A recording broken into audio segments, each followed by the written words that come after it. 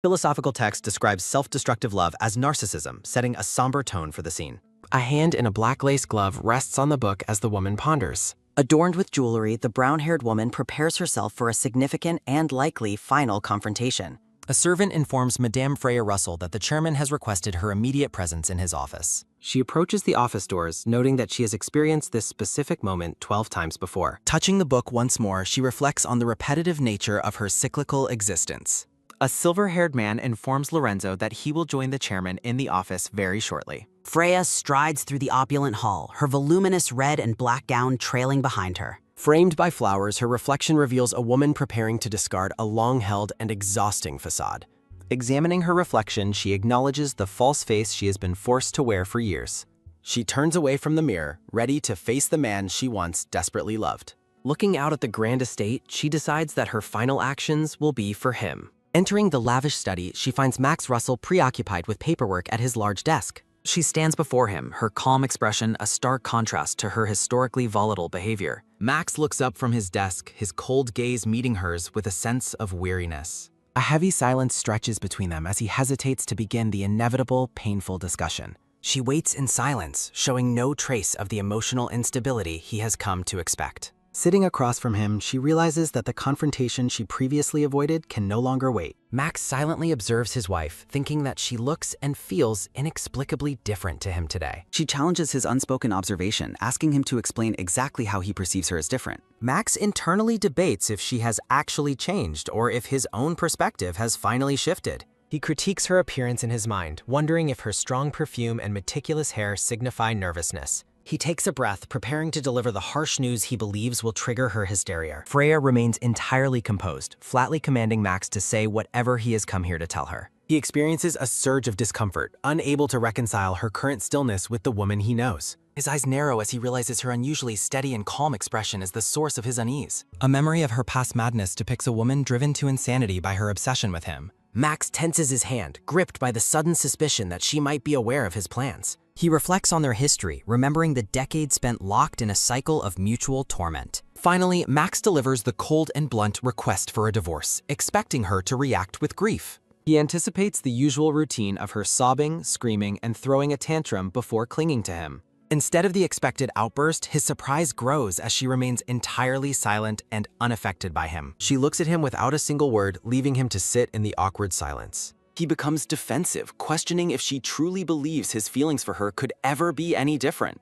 She shocks him by acknowledging his sincerity, admitting she knows his request for a divorce is genuine. Clutching her chest, the brown-haired woman prepares to respond to the end of her long marriage. Max stares at her in utter disbelief, his eyes widening at her unexpected and rational response. Freya smiles brightly, reflecting on the 15 years of obsession that she is finally ready to end. She agrees to the divorce on one condition, marking a turning point in their toxic relationship. Narrative text recalls their high-profile wedding, an event plagued by superstitions and intense public scrutiny. A portrait shows Freya as a bride, the noble daughter of a family with royal bloodlines. Another portrait depicts Max, the grandson of a revolutionary hero who once destroyed the existing monarchy. During the ceremony, guests whispered cruel comparisons, mocking the couple as a fundamentally ill-matched pair. Despite the cruel gossip, a younger Freya laughed joyfully, unaware of the future misery of her marriage. Duke Blanc stands proudly at the wedding, having spared no expense to support his daughter's ceremony. Freya's bridal profile shows a woman filled with hope, a far cry from her future self.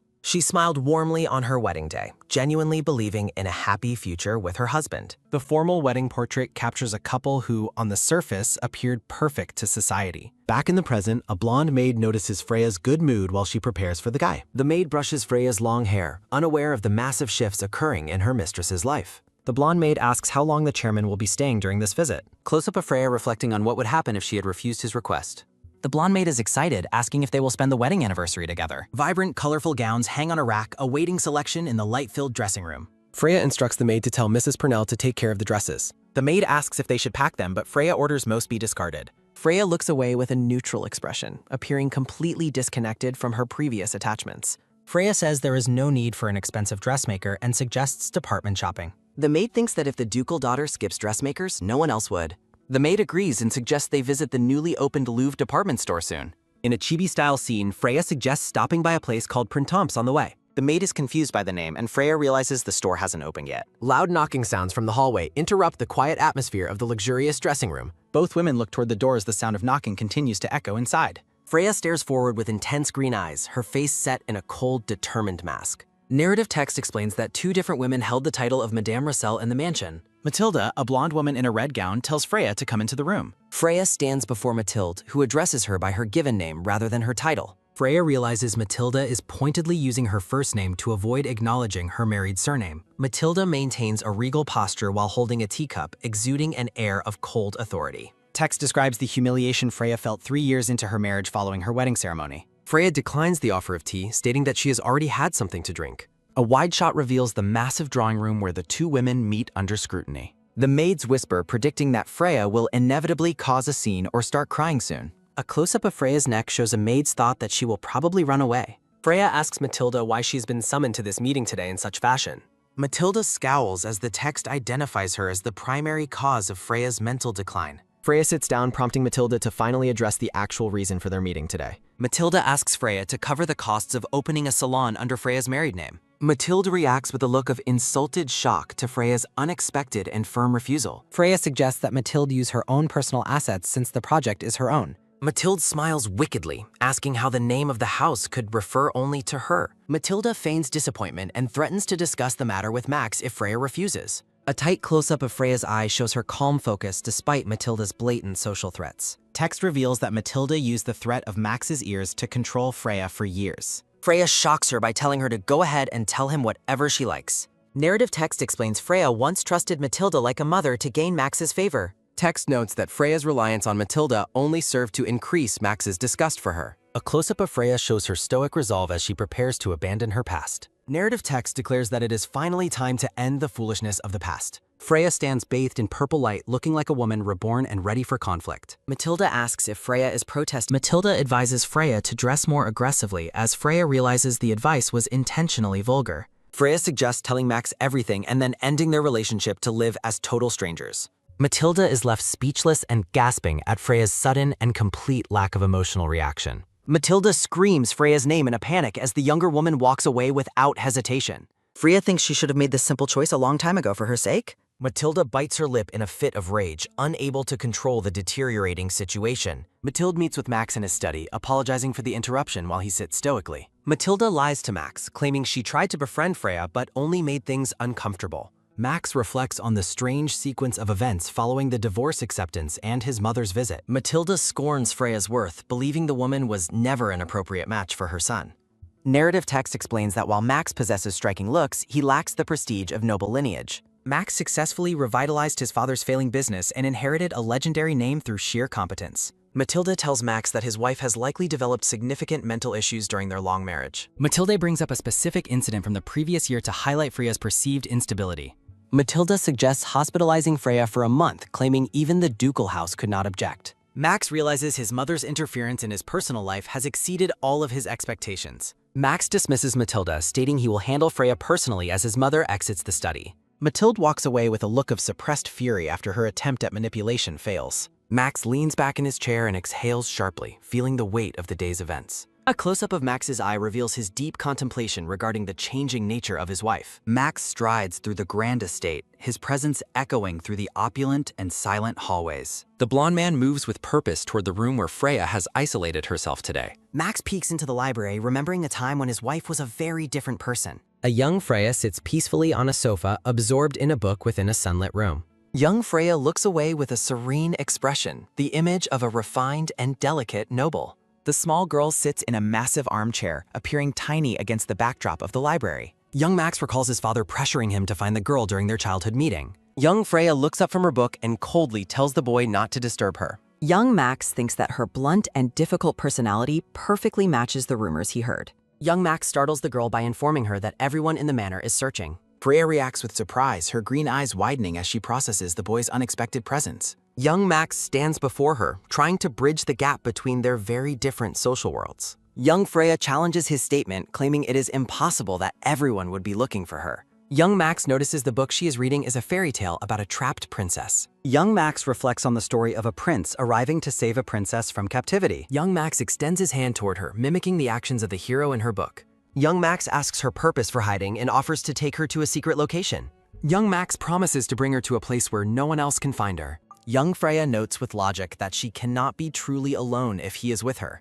Young Freya stares at him with a skeptical expression, demanding to know why he is helping. Young Max kneels before her with a charming smile, fully committing to his role as her prince. Close up on the girl's eye as she experiences her first moment of genuine connection with him. Young Freya leads Max to her father, proudly declaring that the boy is her chosen prince. Young Freya laughs with pure, unburdened joy, a stark contrast to the woman she eventually became. Max reflects that he was merely a puppet controlled by his power-hungry father during that meeting. A blonde maid looks shocked as Max approaches her while she is carrying a refreshment tray.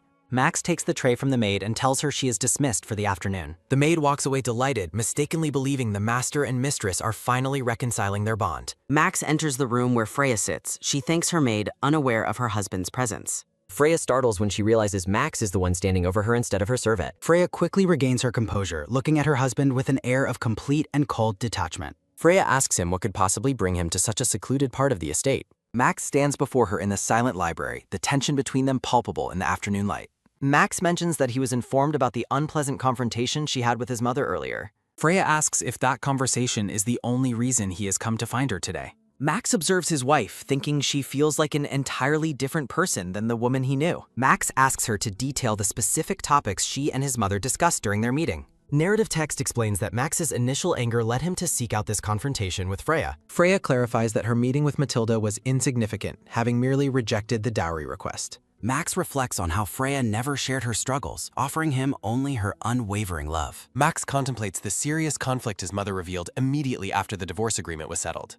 Max accuses Freya of using a secret 2-year divorce condition to sabotage the process maliciously. Freya listens to her husband's harsh accusations with a calm and silent gaze in the library. Freya rejects his theory, stating she could oppose the divorce directly without using petty tricks. Max finds it strange that such a cold remark came from the once possessive and obsessive woman. Freya acknowledges her past mistakes and accepts the duty of slowly regaining her husband's lost trust. Narrative text recalls Freya's past behaviors, including monitoring Max's movements and investigating every woman he met. Max watches her with a skeptical and guarded expression as she moves toward the library table. Freya offers a draft of the divorce contract, suggesting they edit it together before notarization. Max questions where Freya learned legal procedures, as she should be unfamiliar with formal contracts. Max wonders if Freya is attempting to lure him into a legal trap with the agreement. Freya addresses Max directly as he stares intensely at the draft she provided for his review. Freya maintains a steady and unwavering gaze, looking remarkably different from her former fragile self. Narrative text emphasizes Freya's genuine and powerful desire to escape her previous life of misery. Auguste report arrives and asks Max if he has seen the latest news in today's paper. Auguste notes that a convincing portrait of the couple was featured prominently in the daily newspaper. The sensationalist headline highlights Freya's past obsession and dramatic public pleas for her husband's love. Max turns away from the newspaper with a look of visible annoyance at the public scrutiny. Auguste finds the business partnership scheme suspicious, questioning Freya's true motives for the 2-year clause. Max reflects deeply on the sudden and drastic changes he has observed in his wife's personality. Auguste mentions that Freya expects to inherit the Blanc family assets regardless of the divorce outcome. Auguste draws attention to a specific and unusual clause hidden within the draft of the contract. A special clause in the contract demands both parties fulfill their marital duties during the process. Max mutters to himself about the potential trap hidden within the specific wording of the agreement. Auguste asks if Max is confident enough to handle the marital obligations required by the trap. Auguste mocks the idea that a man like Max Russell could not handle a simple obligation. Max looks into the distance, admitting to himself that he might actually want to handle it. Auguste reviews the contract, noting it is generally favorable and lacks major consequences for any violations. Auguste notes the suspicion that Freya knows exactly which mining rights Max's company currently needs. Narrative text explains that Auguste's report, a banking error, loathes Freya for her distorted obsession. Auguste warns Max that the Duke of Blanc is a man capable of doing anything. Narrative text suggests the Duke would sacrifice his own daughter's rights to protect the family assets. Max cuts the conversation short, telling his friend that he has heard enough for today. Auguste sighs while preparing to investigate if any employees leaked business information for Freya's money. Max remains seated at his desk, overwhelmed by the complexity of his wife's new business approach. Max instructs Auguste to discover if Freya and the Duke have been in recent contact. The formal legal document outlines the terms for the 2-year management period and mining rights. Freya and Max stand together outside, beginning their temporary 2-year arrangement with a professional heir. Freya smiles while looking forward to the next 2 years working with her future ex-husband. Max stares at her with a cold intensity, reminding her that they are not exes yet. The couple shakes hands firmly under the bright afternoon sun to seal their new business partnership. Freya blushes and looks away, feeling a lingering sensation after the physical contact with Max. Max watches her leave, his gaze following her with a mixture of confusion and growing interest. Freya walks away with a determined expression, silently hoping that her gamble will eventually work out. Max questions his own heart, wondering if he is starting to feel regret regarding his wife. Max dismisses his feelings of regret as impossible, calling them a mixture of love and hate. Freya continues her walk as she exhales a deep breath, relieved that the first step succeeded. The blonde maid suggests that Freya take a rest at the department store lounge soon. Freya contemplates the department store as a strategic location for her next public appearance. Narration explains that for the upper class, department stores are ideal venues for socializing. Freya moves to the building with a cold, focused expression, ignoring the surrounding opulence. The scene transitions past an ornate, gilded doorway as the atmosphere begins to shift. As she enters the room, the collective atmosphere suddenly becomes strange and heavy with tension. A woman in patterned heels steps forward, her surprise evident as she recognizes the visitor. Mademoiselle Bouchard expresses shock that someone like Freya would ever shop at a department store. The nobles whisper that she was infamous last year and even made the daily papers. Mademoiselle Bouchard recounts rumors of Freya's obsession and her secret investigations into her husband's life. Gossipers claim she threatened every woman he met and tried to dispose of them quietly. Mademoiselle Bouchard mocks her, stating that horrific obsession and madness should never be called love. Freya interrupts the chatter, addressing the crowd and specifically mentioning the women she allegedly threatened. Freya stands firm before the group, demanding they face her directly regarding their malicious rumors. A brief whimsical interlude pauses the heavy atmosphere of the ongoing social confrontation. The noblewomen argue that the newspapers detailed everything and she should remember her own life. Freya explains she only offered money to women to leave, and not one refused it. Mademoiselle Bouchard retorts that they only accepted because they feared she would do something terrible. The pink-haired woman asks about Madame Rossignol, who was reportedly nearly kidnapped by hired thugs. Freya clarifies she only forced an appointment and was waiting inside the carriage herself. Narrative text notes that despite the truth, the papers still labeled her as a kidnapper. Freya admits to forcing the marriage but refuses to be condemned for crimes she never committed. Freya notes that this is the very first time she has spoken of these events publicly. Freya confronts Celine Tristan, asking if her side of the story would make a good article. Nobility remember that the Tristan family owns the newspaper that published the original scandalous reports. Freya points out that Celine's family paper was the first to print the false testimonies. Freya threatens to take the matter to the Marquis himself as Celine becomes visibly panicked. Celine dismisses her, questioning why anyone would believe her words after half a year. The surrounding ladies begin to whisper as the truth of the newspaper's bias comes to light. Celine trembles with rage and fear as she realizes her family's reputation is now at risk. Freya smiles coldly, asking the group if they don't find the entire situation quite strange. Freya asserts that while people are free to doubt, she has the right to find her enemies. Freya politely tells the noblewomen to enjoy their time and turns to leave the room. The blonde maid notices the door is open, wondering why she didn't hear anyone enter. The maid apologizes for the trouble, but Freya dismisses her concerns with a calm air. Narrative text explains Freya's deep resentment toward the newspaper that helped destroy her previous life. Freya looks out at the sky, her gaze hardened by the memories of her past suffering. A close-up of Freya's eye reveals the burning intensity of her desire for total vindication. A dark omen appears, vowing that the horrific tragedy of her past will never happen again. A man's shadowed voice asks Freya Blanc if she is finally satisfied with her actions. The scene shifts to a desolate twilight field where two figures stand at a distance. A man stands precariously on the edge of a cliff, his shoe dislodging small stones. In a flashback, Freya weeps bitterly as she witnesses a moment of absolute emotional destruction. A silhouette looms over her, demanding she look at the wreckage her supposed love caused. Freya is shown on her hands and knees, broken by the weight of her own obsession. Tears fall from Freya's wide, terrified eyes as she experiences the peak of her misery.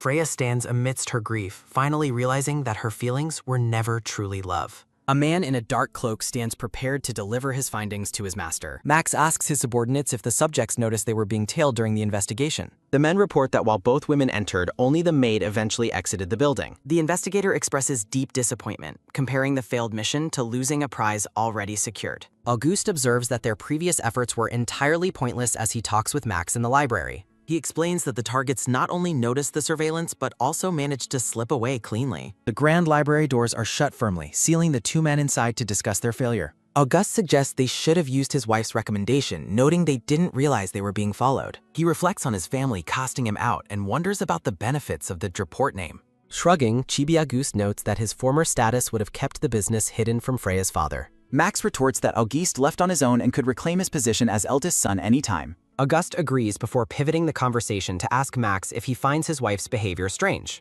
Max looks on with a sharp, inquisitive gaze as the conversation shifts toward Freya's recent actions. Auguste brings up the reports regarding Madame Roussel's uncharacteristic behavior at the department store lounge recently. Narration describes how Freya openly denied old scandals and snapped back at the Marquise Dowager during tea. The silver-haired man notes that Freya sounds like a completely different person than the woman they knew.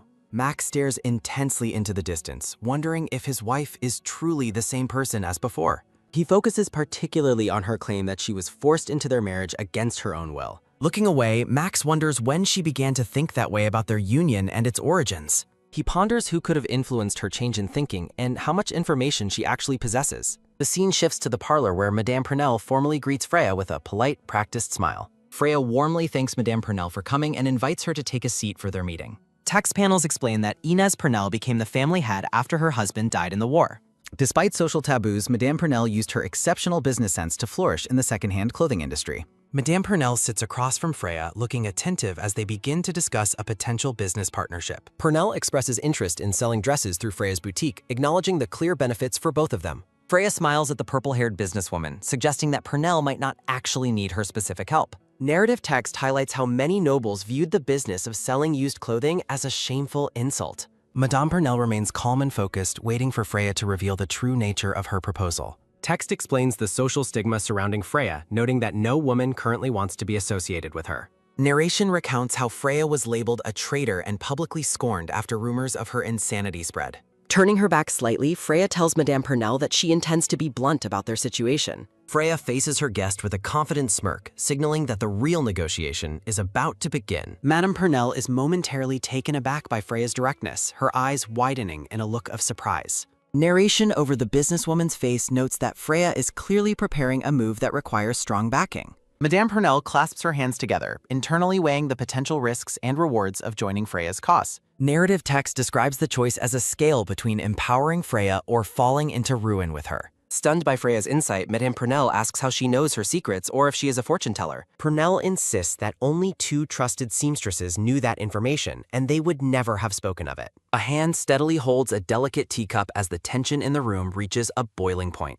Freya dismisses the question of how she knows, focusing instead on whether her proposal interests the businesswoman. Madame Purnell's business instincts flare as she realizes she is dealing with a much more formidable opponent. Taking a breath, the purple-haired woman tells Freya to go on and finish explaining her grand plan. Freya announces her intention to re-enter high society actively, fully exercising her rights as the daughter of Blanc. She admits Purnell has great instincts, but argues that certain social realms require more than just business sense. Freya mentions Versailles as a specific example, causing Madame Purnell to flinch with visible mounting shock.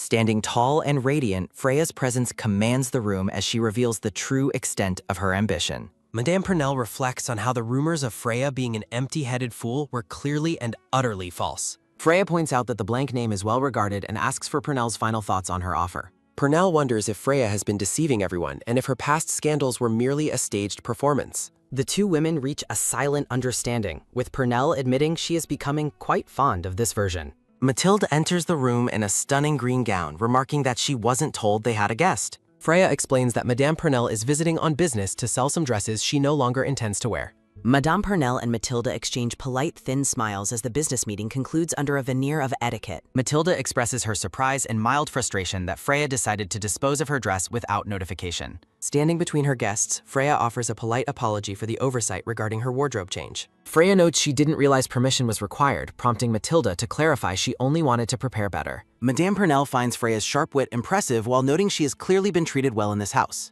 Mathilde mentions her own need for a new gown and suggests she might place an order soon. Sunlight fills the grand parlor as Mathilde emphasizes that this particular dress order is far from ordinary. Freya explains the exclusivity of the Blanc name prevents Mathilde's inclusion, causing the blonde woman visible embarrassment. Madame Purnell plans a weekend boutique visit while Mathilde fumes in the background over being socially sidelined. Mathilde's face is cast in deep shadow as her simmering resentment finally reaches its breaking point. The heavy parlor door shuts firmly, signaling the abrupt end of the tense social gathering. Freya watches the door with a cold, analytical gaze, unfazed by her companion's sudden and angry departure. Mathilde walks away while ranting that Freya is ungrateful for Max's pity, claiming his interest won't last. Freya's green eyes narrow slightly as she absorbs the petty insults thrown by the retreating woman. Standing her ground, Freya calmly asks for confirmation on whether Max actually shared those specific thoughts. Freya reveals she heard the rumor secondhand just like Mathilde, catching the blonde woman completely off guard. Leaning in close, Freya whispers that she knows about the plan to have her forcibly hospitalized.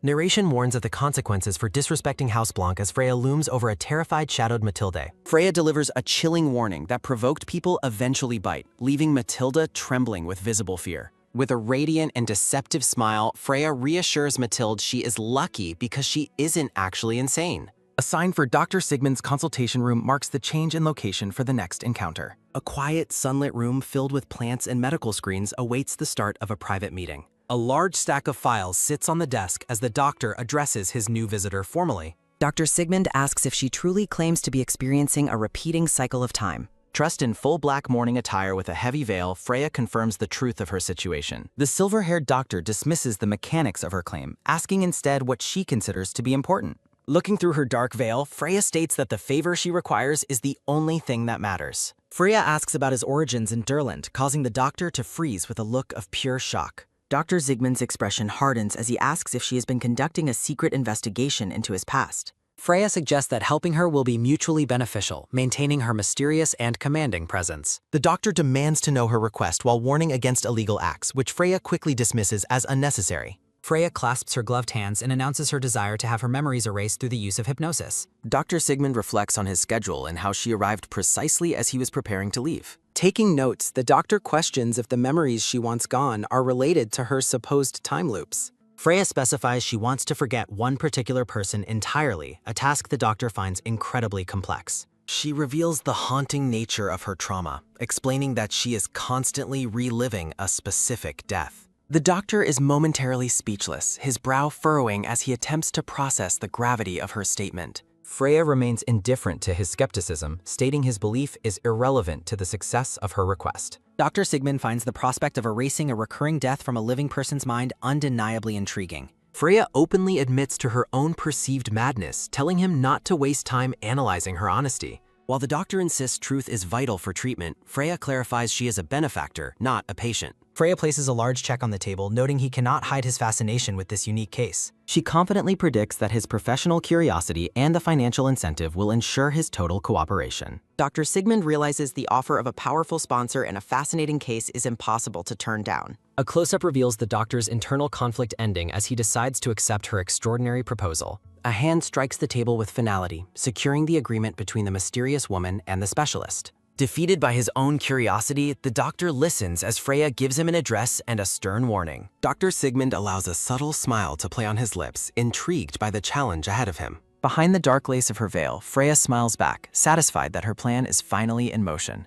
Before she leaves, the silver-haired doctor asks if the man whose death haunts her is her husband. Freya's hands clench tightly in her lap, revealing the deep emotional turmoil hidden beneath her composed exterior. Through her black veil, Freya stares forward with a cold, unreadable expression. Narrator recalls the winter of her 23rd year, marking the end of her first life. Narrator explains that her husband died before her eyes, and she was the cause. Freya recounts returning to her 22nd year after attempting to follow her husband in death. Freya identifies the man before her as the only person capable of saving her from hell. The silver-haired man listens with a skeptical and guarded expression as Freya continues her explanation. Freya reminds him of his Hippocratic oath and his tendency to honor it despite grave threats. The man questions why she speaks with such intimate knowledge of his character and past behavior. A close-up reveals the piercing intensity in Freya's eye as she observes his reaction. The scene transitions to a carriage traveling down a sun-drenched road toward its next destination. Freya gazes out the window, her reflection showing a woman hardened by her previous life's experiences. Narrative text notes that her past self never questioned why her family allowed scandalous articles to stand. Freya reflects on her failure to challenge the sources of the rumors that ruined her reputation. A local newspaper features the scandalous headlines that once dictated the public's perception of her life. Narrative text questions why the Duke of Blanc failed to protect his only daughter's social standing. Freya considers her lack of resentment toward her father despite his apparent neglect of her honor. Back at the estate, Mila stands dutifully behind Freya as they discuss the upcoming travel plans. Mila confirms her obedience while Freya realizes the maid likely lacks fond memories of the castle. Mila looks downward, her expression softening with a mixture of surprise and gratitude toward her mistress. Freya remains lost in thought, planning her next move to dismantle the web of lies surrounding her. Mila watches Freya with a renewed sense of loyalty, noticing the drastic change in her demeanor. Freya encourages Mila to act according to her own wishes rather than following strict protocols. Freya offers a rare, gentle smile to her maid, solidifying their bond of mutual trust. Freya confronts Max, asserting that she is speaking the absolute truth regarding her current intentions. Freya emphasizes the seriousness of her situation while Max remains silent, carefully weighing her words. Public opinion continues to condemn her, with many still believing she has lost her mind entirely. Freya moves through the grand hallway with Mila, ignoring the whispers of the household staff. A servant bows respectfully as Freya passes, signaling her return to a position of authority. Freya stops as she spots Max conversing with his mother on the balcony high above. Max dismisses his mother's concerns, stating that they will discuss the family matters at a later time. Freya dismisses Mila for the evening, choosing to proceed into the next room without her assistance. Max approaches Freya and advises her to ignore his mother's harsh and judgmental remarks. Freya questions Max's unexpected presence, asking what specifically brought him to her quarters today. Max wonders if she realizes he had her followed or if she is simply feigning ignorance. Freya looks back at Max with a steady gaze, waiting for him to reveal his true purpose. Narrative text notes this moment occurred before their relationship reached a point of total destruction. Narrative text explains that Max would often express his unfiltered thoughts without using deceptive or flowery language. Freya clarifies that while the rumors were exaggerated, certain parts of her past actions were true. Freya admits she hired investigators because she suspected him of infidelity and wanted to find the women. Max remains stoic and silent as he absorbs her admission regarding her past obsessive behavior. Freya maintains that claims of blackmail and kidnapping are lies, leaving the choice of belief to him. Max admits he was afraid to speak earlier, fearing she would despise him or doubt his words. Freya asks if there were any other details he wished to verify before they concluded the talk. Max stops her, stating that he has something else he needs to communicate to her directly. Freya waits patiently for him to speak, her expression remarkably calm given the history between them. Freya proposes beginning her duties at the office next Monday, which Max notes is very soon. Max asks why she feels such an urgent need to begin working at the company immediately. Freya offers a subtle smile, showing she has a specific strategy in mind for the visit. Freya explains she felt it was unfair to be the only woman excluded from his workplace. Freya asks if Max is worried she will act insane, and he admits that he is. Max maintains a stoic and unreadable expression as he observes the current social situation unfold. Freya looks back with a knowing smile, her elegant black dress shimmering in the soft light. A whimsical transition signals a shift in the narrative as the scene moves to another location. In a grand room, a blonde woman paces nervously while a butler stands waiting nearby. Hiding her face with a fan, the blonde woman wonders who leaked their secret hospital business. Madame Tristan asks the butler if he has found the informant, but he reports no success. In a fit of rage, Madame Tristan orders the butler to fire all the current staff. Throwing her fan to the ground, Madame Tristan screams that absolutely nothing is going her way. Madame Tristan realizes her scheme to hospitalize Freya and sees her dowry has been utterly ruined. A close-up shows the blonde woman's hand trembling as she grips her dress in sheer frustration. Despite the setback, the blonde woman begins to formulate a new, more calculated and dangerous plan. Madame Tristan decides to reduce the scale of her scheme to ensure a more effective outcome. An ominous energy builds as the narrative suggests that her next move will be far worse. Several men sit at a table discussing the latest newspaper article featuring Madame Russell's recent activities. The newspaper shows a caricature of Madame Russell, questioning her inability to recognize the artist nearby. One man questions the accuracy of the caricature, noting that a refined noble would recognize him. They discuss the famous artist's work, concluding that Madame Russell likely wouldn't have cared anywhere. One of the men reacts with shock as a shadow falls over the group's private conversation. Freya arrives at the office, causing the men to scramble and address her as Madame Russell. Freya offers a warm and gentle smile, masking the strategic thoughts currently racing through her mind. The men rise quickly from their seats, greeting Freya with a mixture of surprise and formal respect. Freya finds the newspaper caricature of her outing amusing, noting how an ordinary trip became gossip. Freya recalls the gallery visit and realizes that people have been watching her every single move. A moment of quiet reflection passes as Freya considers the implications of the ongoing public scrutiny. Narrative text notes that House Tristan likely spread rumors to vent about their recent social humiliation. Narrative text explains how easily they could have turned Madame Russell's disgrace into a major article. Freya wonders why the situation passed so quietly, questioning if her enemies are being especially cautious. The two subordinates are visibly flustered by Freya's presence, their faces turning a bright shade of red. Surrounded by roses, Freya contemplates her next move, while wondering if Max will return home soon. Freya walks through the grand office, drawing the eyes of every man present in the room.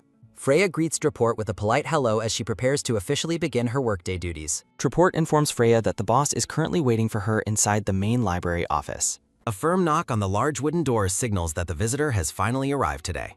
Draport announces Madame Russell's arrival to Max, who is busy working at his large wooden desk. Max looks up from his paperwork, his expression shifting into one of confusion and slight disbelief. Freya confirms her presence to Max, questioning why he seems so surprised to see her there. Report notes that Freya's elaborate outfit is impractical for work and suggests she wears simpler clothes. In a chibi moment, Freya apologizes to Max for overdressing on her very first official day. Reporter reminds Freya that she must address Max as the boss when they are in public. Max watches Freya intently, his gaze lingering as he processes her sudden and very determined arrival. Memories of her first life's end linger in the air as the scene shifts slightly backward. Narrative text observes that Freya looks like she is dressed for a romantic date rather than work. Narrative text reflects on Max's misfortunes, citing his meeting with Freya Blank as the first step. The text details Max's financial struggles after inheriting his father's fraudulent and failing business empire. Freya fidgets with the fabric of her green dress, feeling the weight of the moment's significance. The trio stands in the library as the conversation turns toward the business projects on the desk. Looking at the map, Freya asks if the red thread is meant to mark a new mode.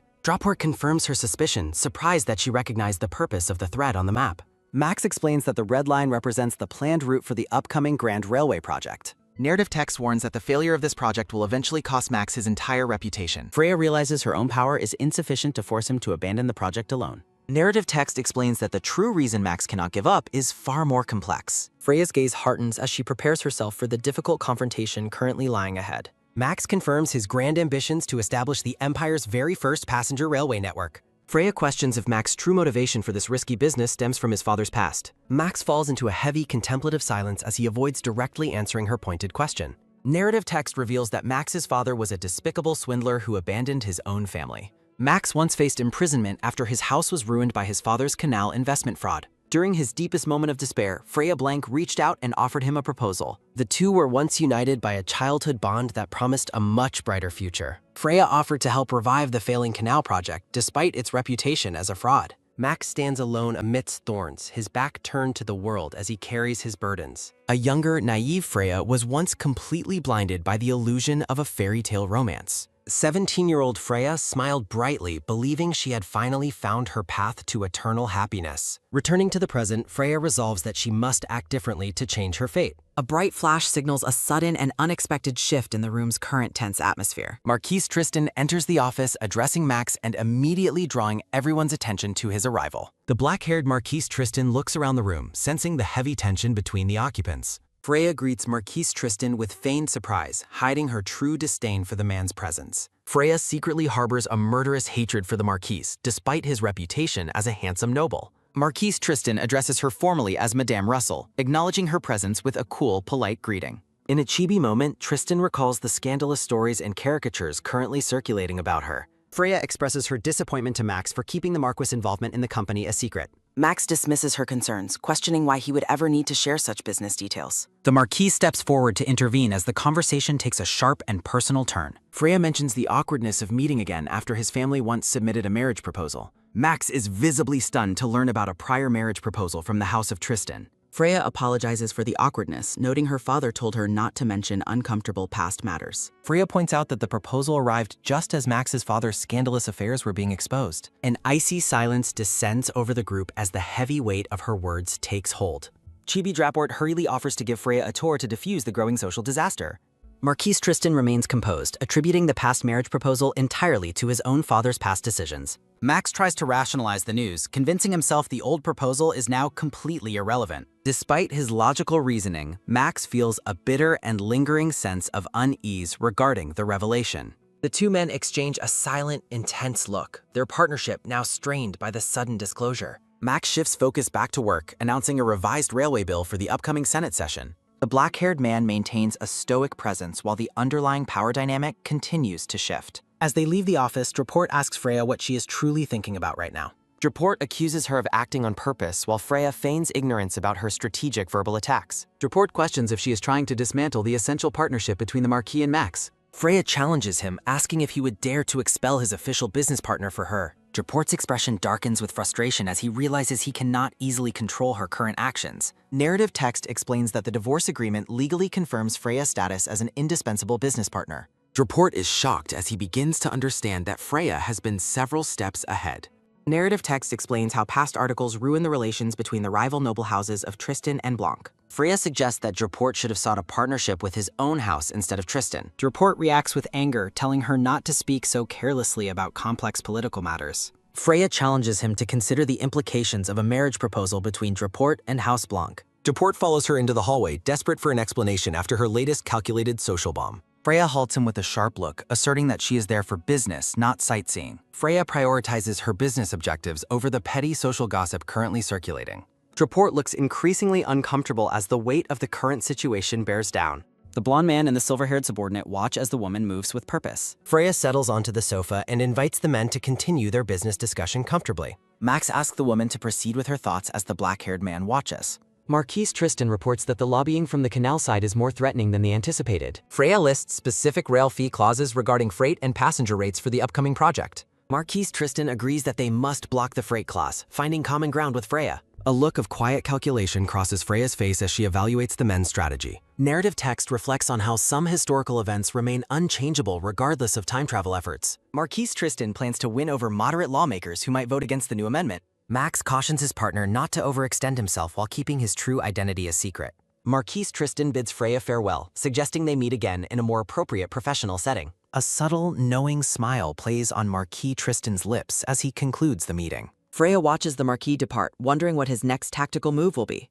Narrative text questions if the Marquis will actually help or simply report Freya's interference. Determined to succeed, Freya realizes that one specific outcome in this situation is absolutely certain. Narrative text predicts that a formal summoning letter will soon arrive for the determined woman. Deport questions the wisdom of leaving the crucial vote-gathering process entirely to the Marquis. Max explains that his personal involvement might trigger a negative backlash from their business rivals. Narrative text highlights the delicate balance Max must maintain due to his family's reputation. Freya suggests utilizing Drayport's connections instead of relying solely on the Marquis' political lobbying. The two men are momentarily stunned by the woman's bold and unexpected tactical suggestion. Deport argues that his own house is estranged and would never offer them any assistance. Freya declares her intention to handle the meeting herself, much to the men's visible alarm. Max skeptically asks what his wife hopes to achieve by meeting such difficult people alone. Freya explains that she will act as a partner to sway the opposition votes favorably. Freya challenges Max's hesitation, asking why she shouldn't try if he is already giving up. Max expresses concern that her interference might provoke their rivals without achieving any positive results.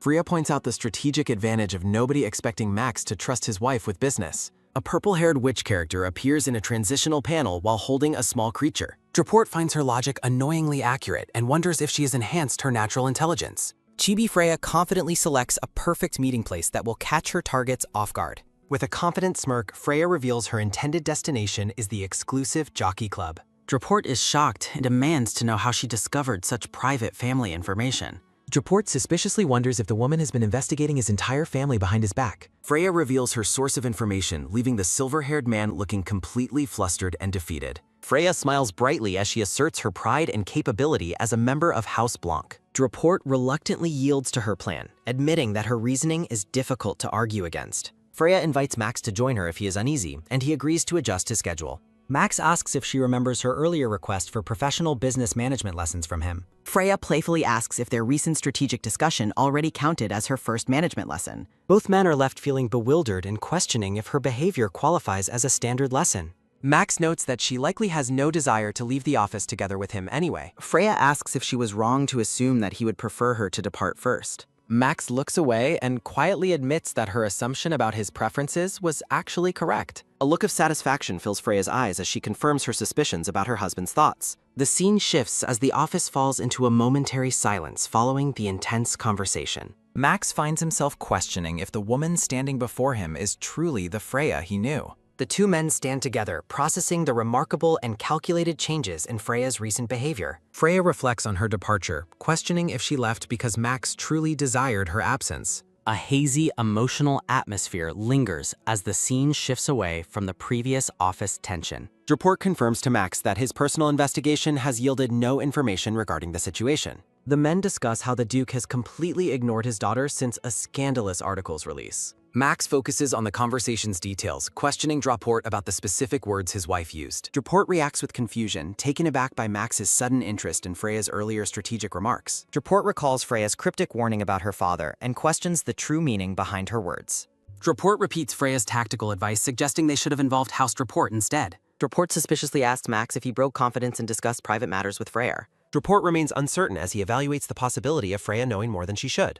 Report lists the only 3 people who should possess knowledge regarding the conflict with the Duke. Report wonders if Max's father would suddenly reveal long-held secrets to Freya after years of silence. Narrative text emphasizes Freya's prior reputation for being entirely consumed by her romantic obsession with Max. Max decides to pivot their investigation toward the secret marriage proposal despite the potential difficulties. Max expresses concern that any discovery regarding the past proposal would only create further complicated problems. Narrative text warns that any hidden links between Marquis Tristan and the Duke would cause trouble. One of the men agrees with the assessment of the high stakes involved in their partnership. Max falls into a contemplative silence as he weighs the risks and Freya's recent, unexpected behavior. Max finds himself constantly questioning the fundamental identity of the woman his wife has recently become. Max's expression remains stoic as he struggles to reconcile his past memories of Freya with reality. Freya stands with a poised and elegant demeanor, a stark contrast to her previous social reputation. A transitional panel features a purple-haired witch character offering a playful message to the series readers. A formal letter arrives containing a brief request for a personal meeting to discuss undisclosed matters.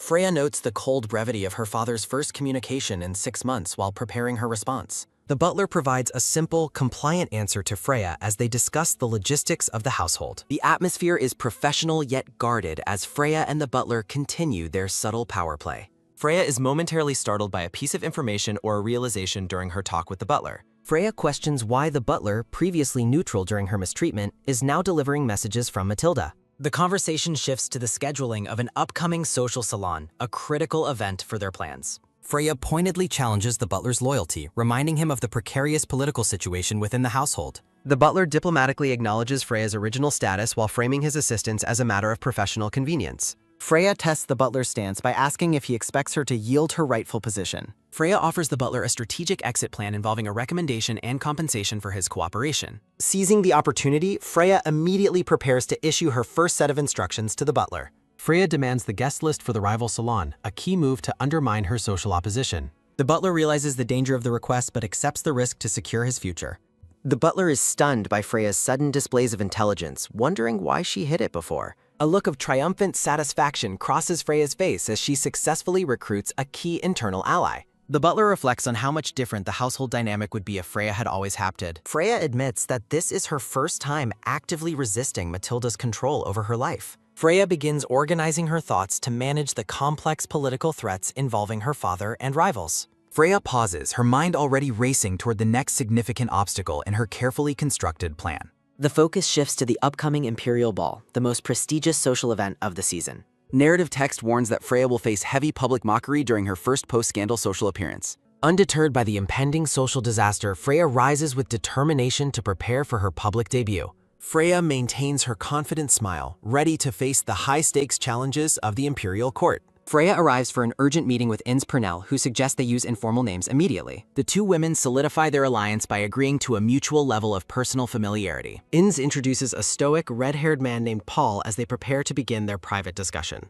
Paul's cool demeanor prompts a sharp reaction from Inns, hinting at a tense relationship between them. Inns welcomes Freya into a workshop where Paul stands ready to begin their discussion. Paul questions the validity of the rumor regarding a madam buying him a court ticket. Inns critiques Paul's lack of social awareness while he boasts about his future fashion dominance. Freya offers a mysterious smile as she prepares to unveil her next calculated strategic move. Narrative text predicts a future where every noblewoman wears dresses designed or inspired by Paul. Freya asks Paul for his next plan after she successfully opens the path to court. Inns details her desire to secure imperial contracts and introduce the haute couture business concept. Narrative text explains the traditional view that tailors should only reflect their clients' specific opinions. The haute couture model is described as giving the tailor the ultimate power of choice. Freya clarifies that her new proposals are optional and won't harm their existing business relationship. Paul and Inns are visibly intrigued by Freya's mention of additional undisclosed business proposals. Freya proposes that Paul's first official dress be a custom creation for her Versailles debut. Freya rejects the idea of choosing from existing samples, demanding a completely new design process. Freya insists on selecting every component of her first dress, starting from the base fabric. Inns asks for the details of the second proposal as they continue their tense negotiation. Freya maintains an elegant and focused gaze while preparing to deliver her second major proposal. The mention of the second proposal causes immediate shock and alarm for Paul and Inns. Paul asks if the suggestion is a joke or if he should end a meeting. Paul questions if Freya is attempting to retract her earlier promises regarding his career advancement. Freya explains that dressing high-ranking ladies is a guaranteed path to fame and extreme wealth. Narrative text uses a rose and thorn metaphor to describe beautiful things hiding dangerous traps. Paul Charlot is introduced as a highly talented yet historically unfortunate figure in fashion. Visual text notes that despite his brilliance, his name and boutique were historically never recognized. An illustration features an imperial lady known as the empire's most beautiful and precious jewel. A newspaper reveals the tragic narrative of the ill-fated tailor who once received great praise. The scene reflects on how exceptional talent can become a curse without social protection. Freya considers the difficulty of convincing someone of a future success that hasn't happened yet. Paul aggressively expresses his intent to have the Empress wear his designs through any means. Narrative text compares the theft of a designer's work to the loss of their life. Freya promises to facilitate his success specifically under the prestigious brand name of House Blanc. Paul asks if she seriously expects him to abandon the court for her specific offer. Paul mentions he has heard many rumors about Freya, expressing his suspicion of her motives. Freya calmly notes that both proposals are optional and he is free to say no. Inns asks Freya to detail the specific benefits of accepting this new partnership proposal. Freya promises he will become the first haute couturier with a boutique under her patronage. Freya warns that the imperial dress domain is ruled by a greedy and powerful family. Freya suggests he doesn't need her help if his only goal is dressing imperial women. Freya offers the chance for Paul to finally open a boutique bearing his own name. Freya guarantees that she is the best possible choice for his future career and legacy. A confident and triumphant Freya stands surrounded by flowers, signaling her successful negotiation. A purple-haired witch character appears in a transitional panel while holding a small creature. Paul finds her offer worse than blackmail and questions her negativity toward the royals. Paul requests time to think over the significant offer before making a final decision. Freya realizes that pushing too hard now would be counterproductive to her ultimate goal. Freya agrees to wait, asking for an answer by the time her dress is finished. The scene shifts to the exterior of a carriage, marking the end of the meeting. Freya enters her carriage while Inns and Paul watch from the doorway of the workshop. Narrative text questions if the determined woman only saw the immediate situation or something deeper. Freya leaves Paul with a final warning to be wary of spies and hidden listeners. Paul smirks with renewed interest as he processes the dangerous but enticing opportunity Freya provided. Walking through the workshop, Paul Charlotte asks Inns Purnell for her thoughts on the meeting. Paul Charlotte notes Freya's intimidating warning while Inns Purnell admits she was previously a bit complacent. Inns Purnell realizes she overlooked the danger of Paul Charlotte's talent being exploited by covetous rivals. The pair contemplates Freya's claim that rejecting her offer means giving up on dressing the Empress. Back at the estate, Freya carefully reviews a document while preparing for her next major move. Freya smiles triumphantly as she examines the salon guest list provided by her new ally, the butler. Freya informs her mate, Milla, that she must visit the bank for an undisclosed personal matter. An older man named Joseph reads the newspaper in a bookstore that serves as an intelligence hub. Joseph glances up from his paper to ask his visitor for the required secret book title. Freya provides the codename The Black Cat to confirm her identity to the veteran investigator. Dressed in a poised light blue gown and sun hat, Freya prepares for a secret consultation. Joseph gestures for Freya to follow him into the private back area of his humble bookstore.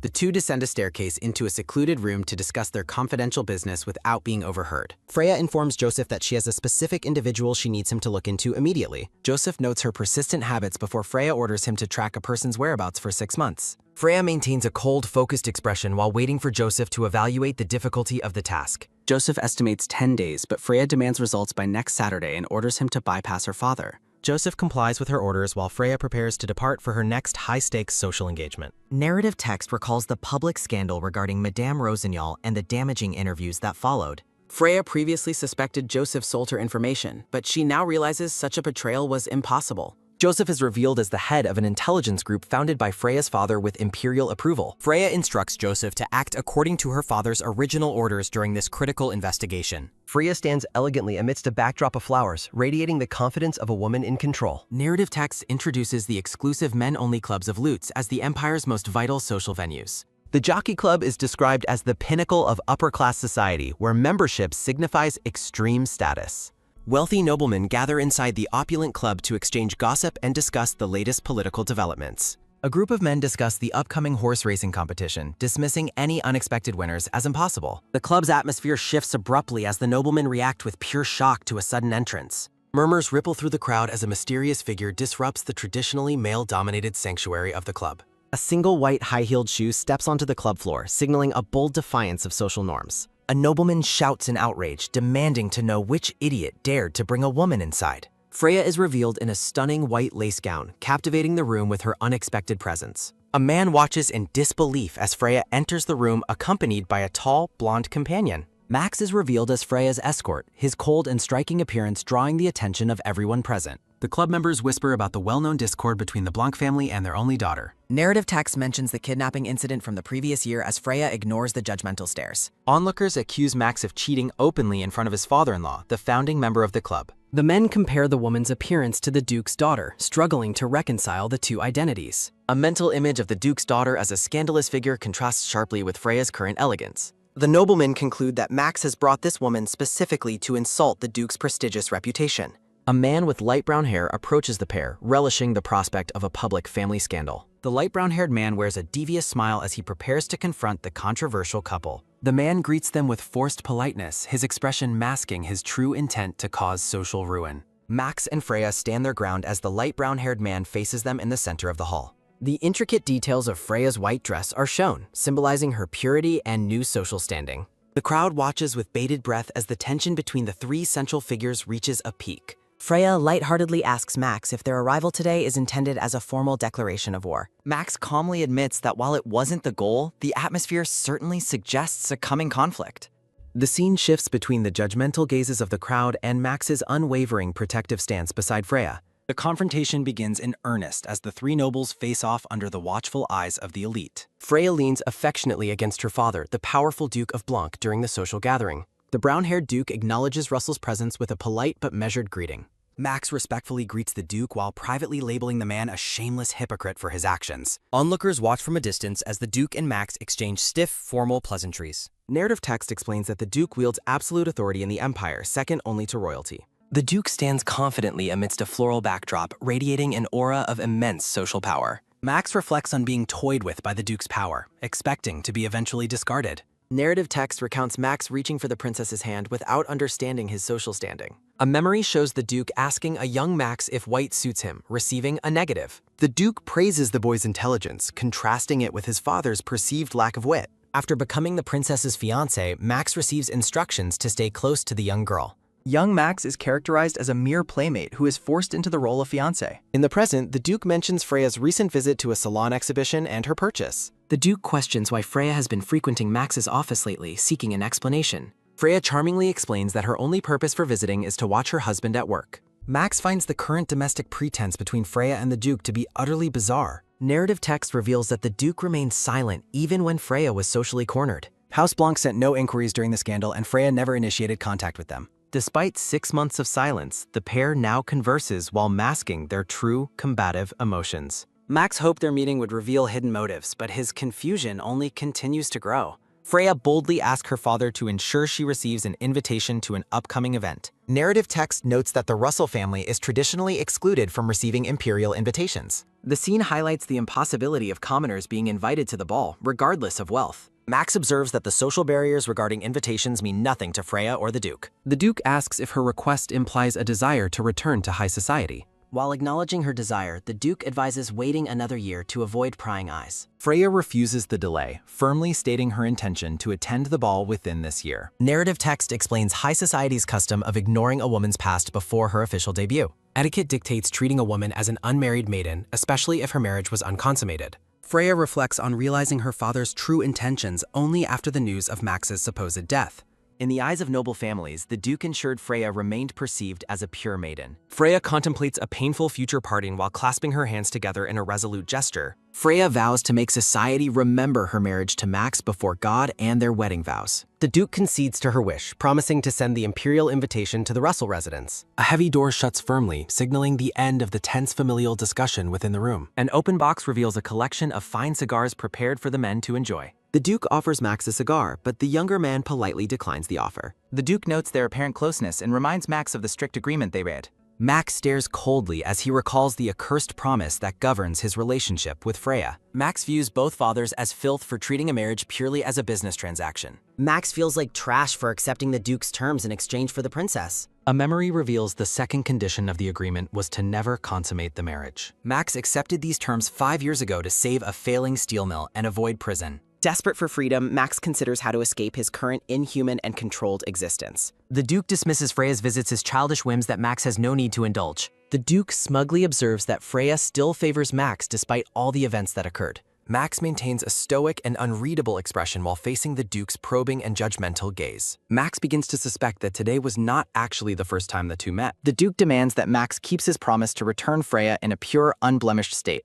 Max realizes the Duke views him as a toy and senses that their arrangement is ending. Freya reaches out to tap the shoulder of the silver-haired man in the clap. The silver-haired man turns around quickly, appearing surprised by the unexpected physical contact. Freya stands gracefully against a background of flowers, presenting a picture of refined elegance. Freya asks the silver-haired man to show her around his prestigious jockey club.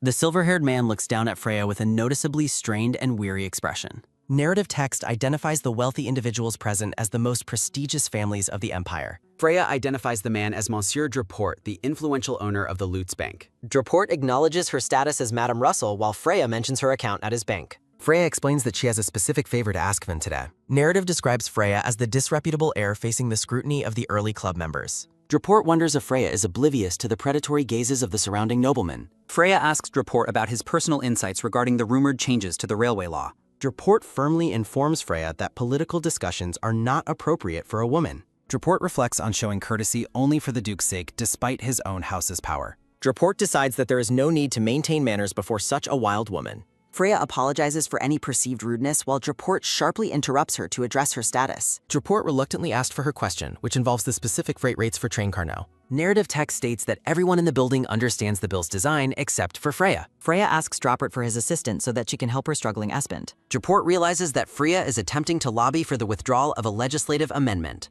Narrative text recounts how people pitied the unloved daughter despite her currently brazen social actions. Draport suggests that Freya should have consulted her powerful father for such a request instead. Freya appears flustered and embarrassed, admitting she did not think her request through properly.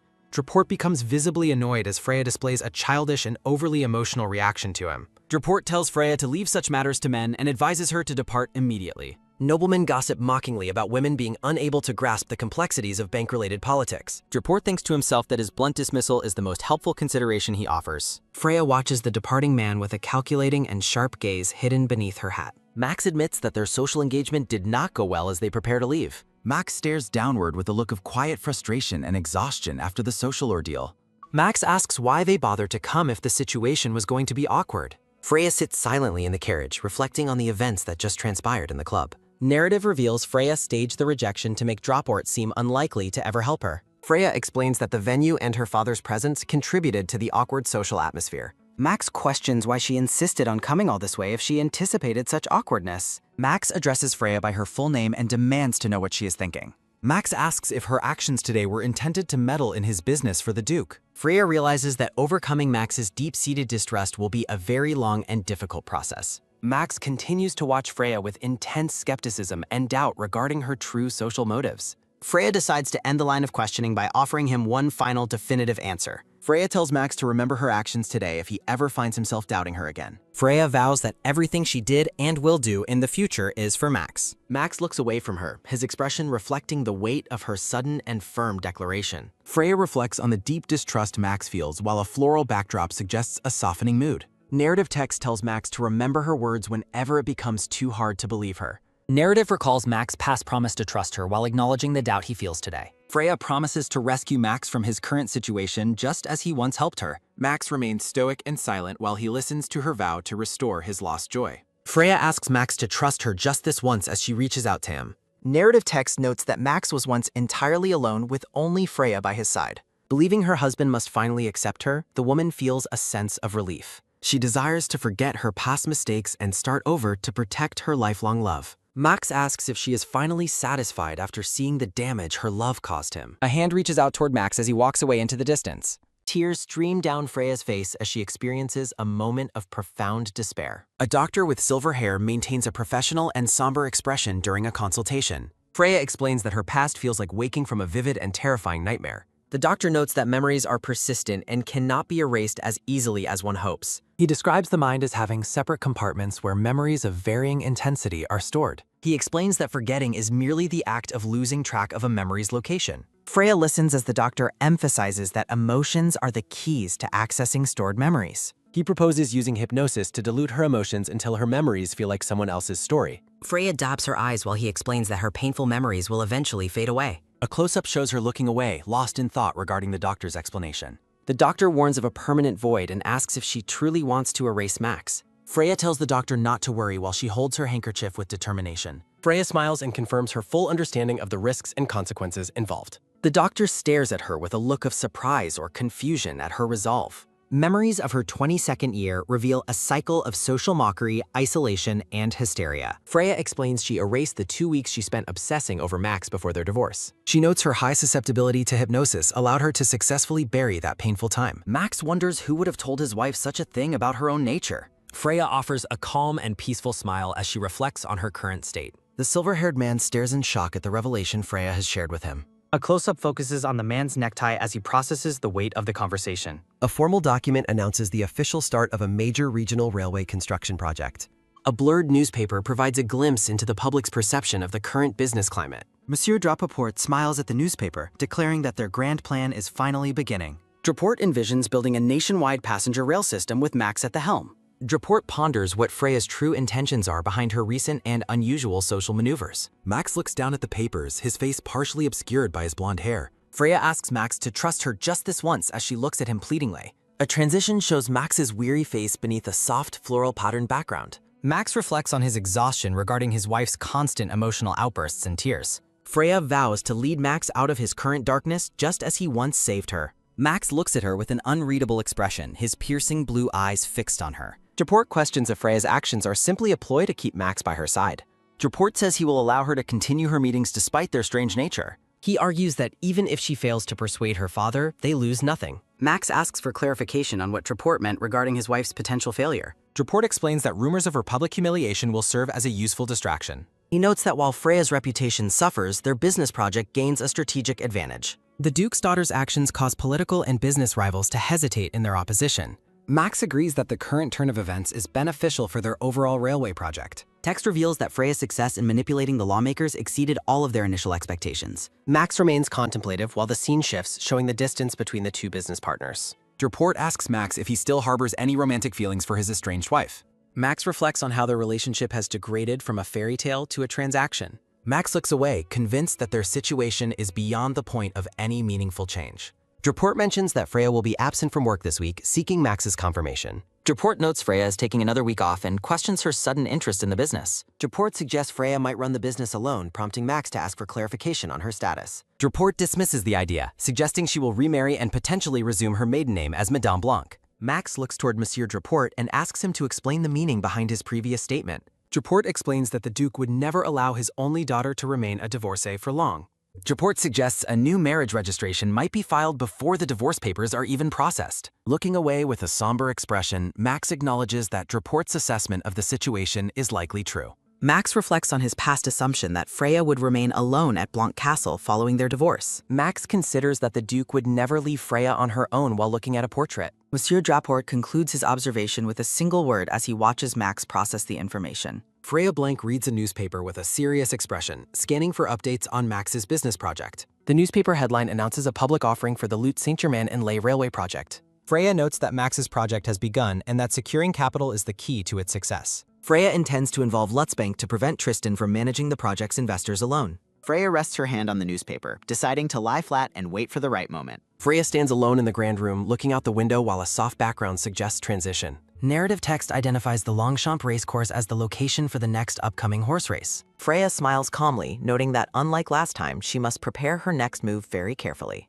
Freya looks determined, thinking that while her last move was a request, this time is a threat. Standing in a blue-tinted room, Freya examines a large painting hanging on the wall. The painting on the wall depicts a lone figure struggling to push a giant rock up a cliff. Freya is startled by a sudden presence and turns quickly to see who has entered the room. Max appears, and Freya reflects on how he used to drift away when she wanted him near. Max and Freya stand far apart in the large room, their shadows stretching across the wooden floor. Freya watches Max, realizing that everything has become incredibly simple as they stand together in the room. Max asks if that specific painting caught her eye at the exhibition and why she chose it.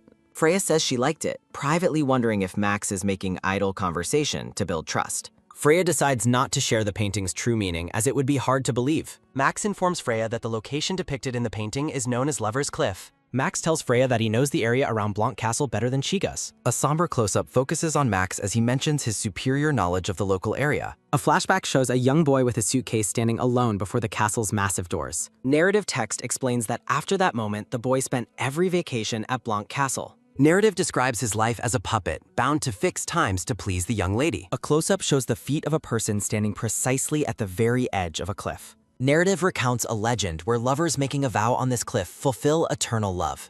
The young boy gazes at the sunset, imagining a secret escape and a new life together. The young boy wonders what the white princess would say if he asked to run away. Two hooded figures are seen running through a golden forest, holding hands as they escape together. The young boy and girl are seen working together in a kitchen, a memory of simpler times. He reflects that time with the young lady helped him endure his neglected life at Blanc Castle. The scene shifts as he recalls imagining a future on that cliff that would never come. Back in the present, Max asks what brought her there if she didn't come for the paintings. Max wonders why Freya is standing before him again after he spent years wanting to escape.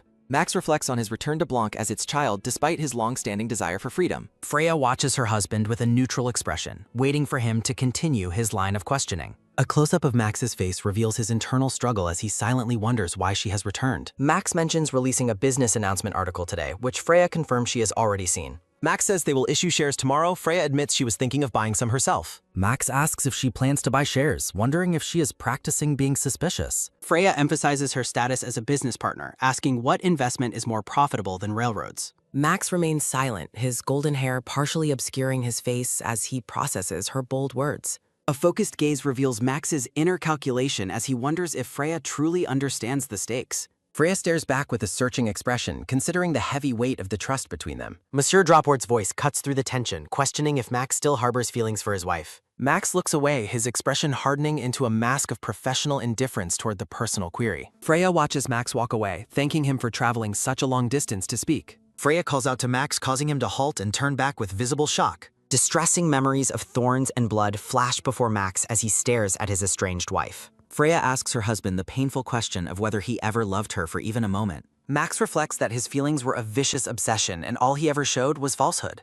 Max ponders a future where they might be free from the chains that imprison their lives. Freya listens as Max repeats her promise to lead him out of his current dark situation. Looking back one last time, Max offers a somber wish for Freya's eventual success. Max exits the room, his long shadow trailing behind him across the polished wooden floor. Max's mother approaches him in the hallway, asking if he has time for a brief conversation. Max dismisses his mother's approach, stating he has no desire to hear anything regarding Freya. His mother smiles coldly, clarifying that she actually wants to discuss the upcoming salon on Saturday. She argues that his presence would please the guests, while Max focuses on the business announcement. Max ends the conversation about Freya, agreeing to follow his mother to her room to continue. His mother insists that, as the host, he must properly greet guests under the Roussel family name. Max's mother schemes, hoping the maid will tell Freya of Max's attendance to provoke a breakdown. Max reacts with a start, noticing something unsettling in his mother's sudden change of tone. She questions why he has time for Freya but cannot spare a single moment for guests. Clarifies that his primary reason for visiting was to discuss urgent matters related to the company.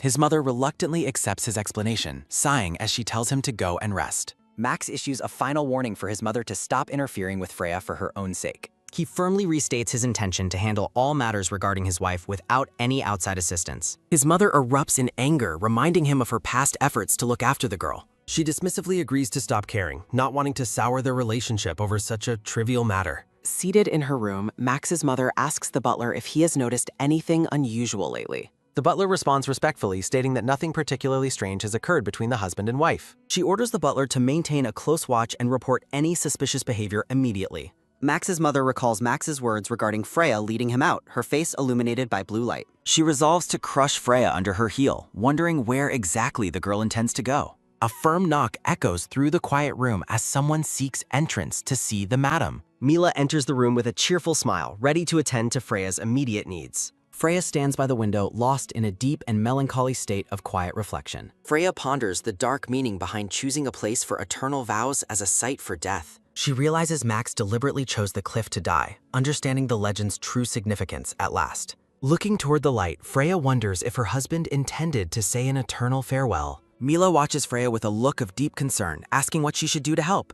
A faint, sad smile touches Freya's lips as she processes the revelation about the cliff. Mila blames the dark painting for Freya's strange thoughts and moves to provide her comfort. Draping a shawl over Freya, Mila questions if the wish should be for a reunion instead. Narrative text confirms Freya returned to that same cliff 6 months after her husband's reported death. Freya stands at the very edge of the precipice at night, her white nightgown billowing. She admits her intention was to join him in death, even if only in that tragic way. Narrative reveals Freya's regret, realizing Max might have truly desired an eternal separation from her. Freya clutches her shawl and looks down in sorrow, her green eyes filled with unshed tears. A recruitment notice for translators, proofreaders, and editors is displayed prominently against a dark background. A silver-haired man in elegant attire offers a polite expression of gratitude while surrounded by flowers. The silver-haired man praises a recent victory as several noble figures gather near a horse. He reflects on Freya's pride while observers gossip about her playing hard to get again. He questions the standing of a new nobility with a piercing, analytical gaze at his surroundings. A man dismisses assumptions, noting the changed relationship between the Duke and the White Princess. Walking away, the silver-haired man expresses his annoyance at the inability of others to converse quietly. He mockingly describes a former classmate's rise from a social pariah to a supposedly successful businessman. Rumors circulate regarding a commoner's military service and the Duke's potentially malicious intent behind his assignment. The Grand Military Academy stands as a prestigious rite of passage for ambitious young noblemen seeking success. Max Roussel reflects on the harsh treatment expected for someone of revolutionary blood within such an institution.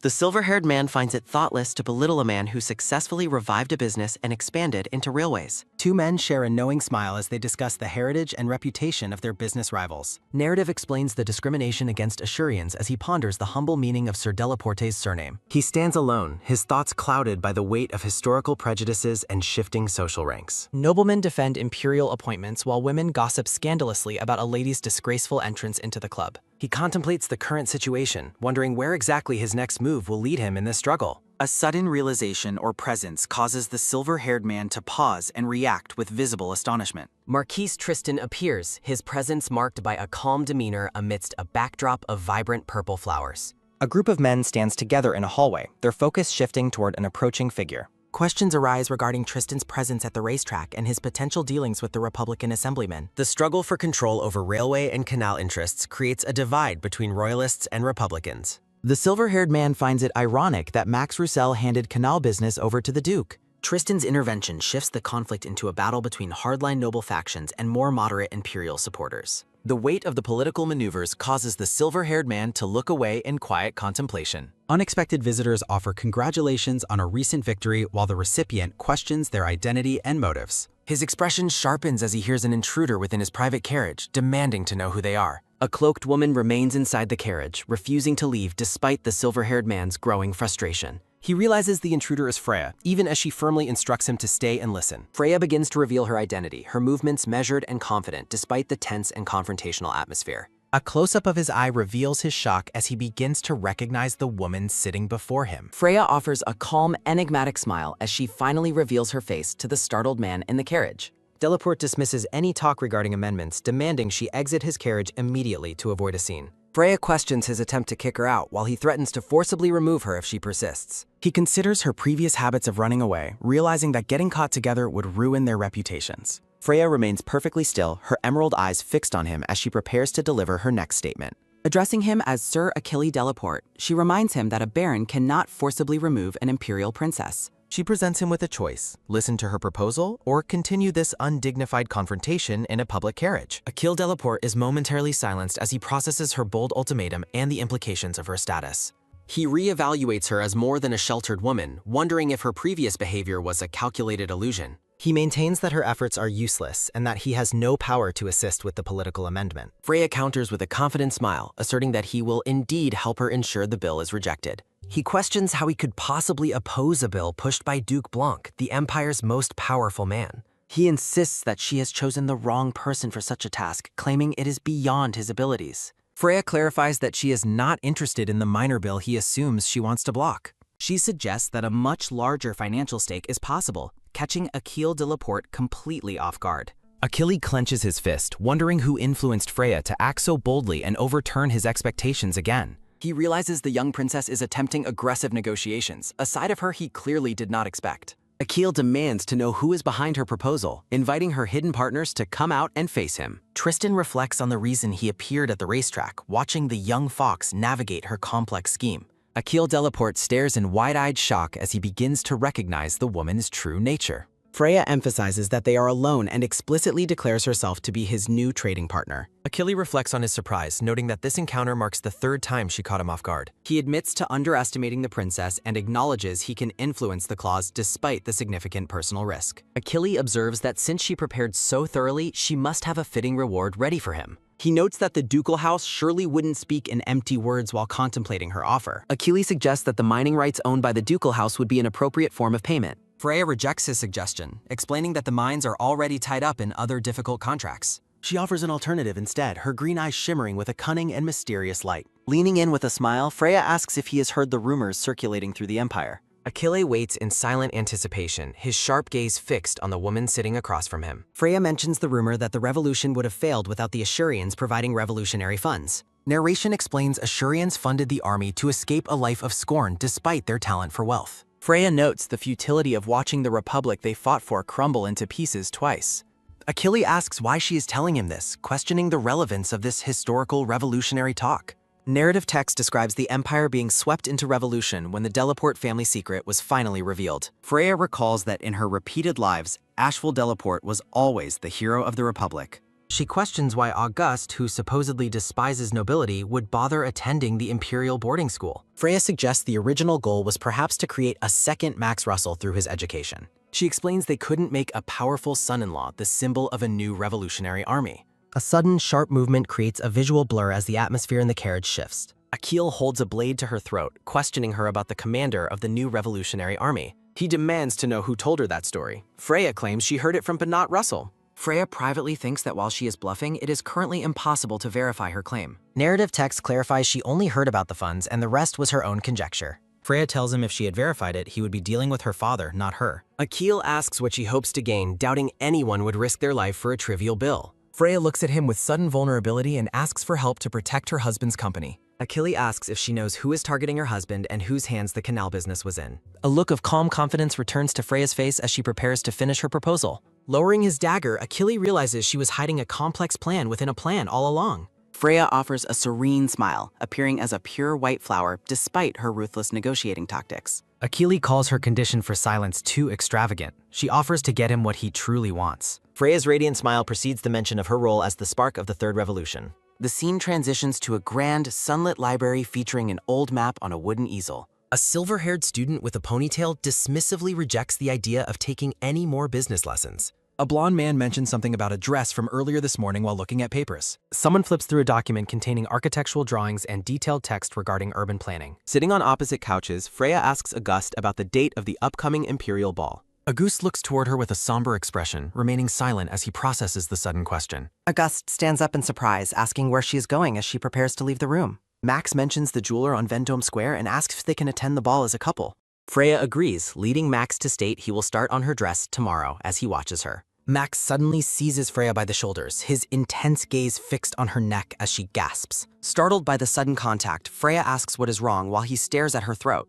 Well, that's one way to ruin the romantic mood and check for personal space. Max notices a mark. Freya lies, claiming she was scratched by a branch while meeting Monsieur Delaporte.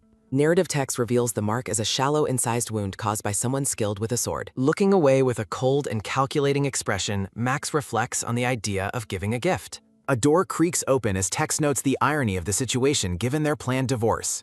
A cheerful jeweler welcomes Max to the shop, asking if he is looking for a particular jewel. The jewelry shop assistant welcomes a distinguished visitor and offers a full tour of the boutique. Max Roussel sits inside the shop while the employee confirms her readiness to assist him. The assistant claps her hands in delight, commenting on how romantic his gesture is. She displays several fine emerald sets and offers to create a custom design if desired. A close-up of Freya's striking green eye highlights the visual connection to the emerald jewels. Max Roussel looks pensive and pained as he contemplates his choices within the jewelry store. The jeweler praises his excellent taste, noting a set previously crafted for a prominent lady. Max begins writing on a document after being asked for his residence address for delivery. He hesitates for a moment, his pen hovering over the paper as he pauses in thought.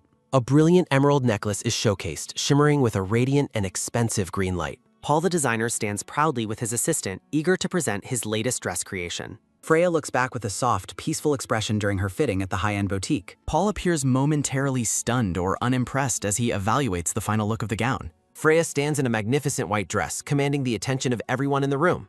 Touching her chest, Freya expresses her sincere gratitude to Paul for his masterful design work. Paul boasts that his design is so perfect that any critic must have poor eyesight. He and his assistant share a jubilant moment, clearly satisfied with the success of the fitting. The scene transitions to the bustling city square where citizens in horse-drawn carriages pass by. Passers-by gossip about the disappearance of a lady in black and the appearance of the knucker. Freya walks through the street in black while rumors regarding her supposed insanity follow her. Narrative text describes the famous ghost story of Vington Square involving a mysterious cloaked woman. Freya reflects on the difficulty of her task but hopes to gain a reliable ally. She gazes through the window of the jewelry store where Max was seen earlier. Freya suddenly stops walking, her attention caught by something or someone in the immediate vicinity. A montage shows Max Roussel looking pleased while a shimmering jewel is displayed beside him. Freya looks down with a melancholic expression, her eyes filled with a sense of longing. As she walks away, the narration questions who the jewelry was actually intended for. The season for their fated first meeting has not yet arrived. Max Roussel contemplates having found someone he loves and his desire to reach that person. Freya remains partially hidden beneath her hat, her profile reflecting a quiet and somber mood. Narration reflects on themes of betrayal, resentment, and the pain of losing someone unexpectedly. The setting shifts to the ornate interior architecture of the prestigious Imperial boarding school. Within the Grand Library, Auguste and Freya sit on couches while Max works nearby. Auguste wonders why Freya is so quiet, suspecting it might be a new attention-seeking tactic. Auguste mentions the time, prompting Freya to announce that she must leave the room. Max Roussel is shown writing at his desk, appearing deeply absorbed in his official paperwork. Freya bids them farewell, stating she will see them again the following week. Auguste watches her depart, his face frozen in a look of mild surprise or confusion. His expression turns into a glare as he continues to process her uncharacteristic behavior. Max looks toward the door with a cold and calculating stare after Freya exits. The grand double doors of the study remain closed, sealing the room in heavy silence. A close-up of Max's face highlights his sharp, serious features as he dwells on his plans. Auguste remains in his seat, looking somewhat bothered by the lingering tension in the library. Freya stands alone in a sunlit room, her white dress contrasting with the bright window. She looks out at the garden, her expression suggesting a deep state of internal conflict. Thoughts reveal that Freya is internally shaken by the fact that Max bought jewelry recently. A blonde woman in a black dress enters the room accompanied by a formal butler. She announces a salon she is hosting tomorrow and insists Freya and Max attend together. The woman acknowledges Freya's dislike for her, but demands she at least greet the guests. Freya calmly agrees to the request, signaling her intention to attend the upcoming social event. Mathilde confirms she will see someone tomorrow while her gray-haired butler waits silently nearby. Alone in her room, Freya looks out the window as she prepares for tomorrow. She remains lost in thought, her unreadable expression reflecting the gravity of her upcoming task. The night sky is dominated by a bright moon as text mentions its hidden side. Freya tells Matilda that thanks to her, they get to reveal the moon's dark side. Smirking confidently, Mathilde wears an emerald set similar to the one Max Roussel recently purchased. The scene shifts to a grand conservatory where a group of ladies has gathered. Mathilde welcomes the guests, stating the purpose is to clear up rumors about the Roussel family. She thanks Madame Rossignol for attending. The redhead says an invitation from her is always welcome. Madame Rossignol brings up the Roussel marriage, noting it has surprisingly lasted 5 years now. Matilda hides a sly smile behind her teacup as the conversation begins to turn hostile. She comments on Freya's aggressive nature and expresses surprise that she hasn't had a child yet. Mathilde suggests there must be a valid reason why everyone else chooses to avoid Frere. A teacup is set down as gossip turns to Freya's wedding and religious standing. The ladies at the table suddenly turn their heads in surprise at a new arrival. Mademoiselle Saulnier stands nearby, her expression serious as she listens to the ongoing gossip. Madame Rossignol claims they speak out of concern, and Mathilde agrees that today is for clearing misunderstandings. Saulnier asks if they can repeat those words in front of the Duke's daughter as Freya enters. Freya stands calmly in a dark red gown, surprising the ladies with her poised arrival. Mathilde formally welcomes Freya to the conservatory and invites her to join the group. Matilda admits she planned to gossip and offers Freya a seat at the table. Freya remarks that the setting is far too shabby to be called a proper salon. She points out that every guest present seems to harbor a personal grudge against her. An uncomfortable silence falls over the conservatory as Freya stares down her detractors. With a pleasant smile, Freya encourages the group to continue with what they were saying. Her gaze fixes on Madame Rossignol, signaling that the direct confrontation has finally begun. Freya questions the nature of their talk, while Madame Rossignol asks why she can't worry about Max. Madame Rossignol asks if Freya plans to kidnap her again or settle for threats instead. Mathilde recalls Freya's past scandal while Rossignol boasts about the presence of many witnesses. Freya remains serene amidst the accusations, appearing completely unfazed by the hostile environment. Mathilde looks at her with growing unease, wondering why she is remaining so incredibly calm. Narrative text reflects on how bad rumors travel fast while Freya touches her black back.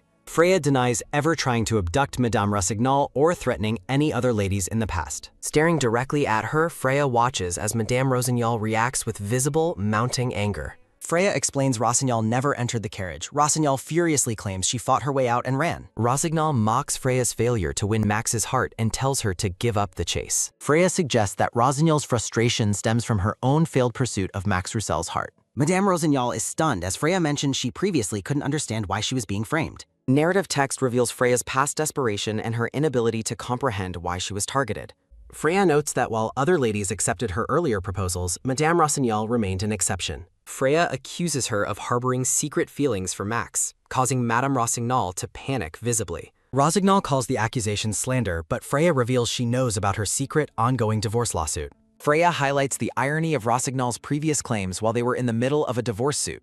Madame Rossignol's face contorts in shock as she realizes her deepest secret has been exposed. Narrative text emphasizes that the divorce was a secret, unknown even to their own parents. The entire tea party is paralyzed by the sudden and devastating reveal of the scandal. Rossignol tries to deny any connection to Max while visibly shaken by Freya's accurate information. Freya tells her to drop the Victim Act and offers to prove her claims with evidence. Opening her bag, she pulls out a document noting the rules for wielding information. The surrounding ladies look on in absolute horror as the power dynamic shifts completely. Mathilde watches with mounting concern as the social gathering takes an unexpectedly dark and serious turn. The brown-haired woman remains focused, her green eyes narrowed as she prepares her next move. Freya lists several high-profile family names, causing the red-haired woman to stare in wide-eyed, sweating terror. The green-haired guest questions the relevance of the names as Freya identifies Madame d'Alembert as involved. Madame d'Alembert asks about her own actions while the red-haired woman desperately tries to signal silence. Freya shifts the focus away from the minor guests to address the real target of her accusations. Tensions rise in the garden parlor as the guests realize the tea party is actually a trap.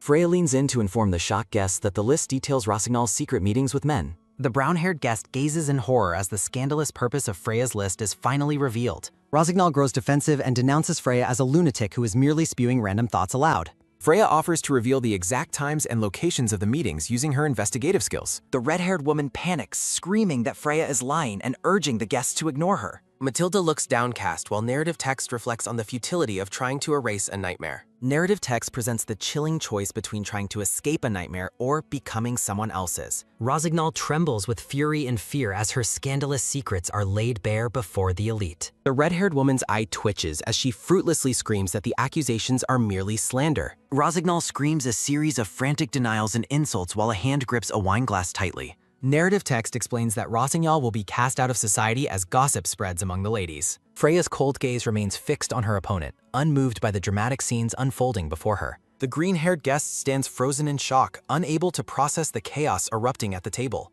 Max Russell stands tall, his dark suit visibly stained with wine as he intervenes in the confrontation. Max Russell instructs the red-haired woman to put down her glass as she reacts with visible shock. Max officially ends the afternoon tea gathering and asks all present guests to leave the estate immediately. Mathilde awkwardly thanks the host and leaves the garden parlor along with the other retreating guests. Mathilde asks Max if he is unharmed, her concern masking the embarrassment of the public scene. Narrative text notes that the son is now drenched in wine intended for his own wife. Max asks his mother to go inside ahead of him because he has matters to discuss privately. The grand parlor falls quiet as the guests retreat, leaving the central figures to their conflict. Max questions Rossignol about their settled divorce trial as she clenches her hands in visible frustration. Rossignol recalls how she once felt confident her beauty would make Max a good candidate for marriage. Rossignol questions why the Duchess is socially acceptable while she is being rejected and cast out. Max's cold expression reflects his disdain as Rossignol recalls storming his office to cause a scene. Narrative text describes a coerced night of indiscretion that has led to the current social disaster.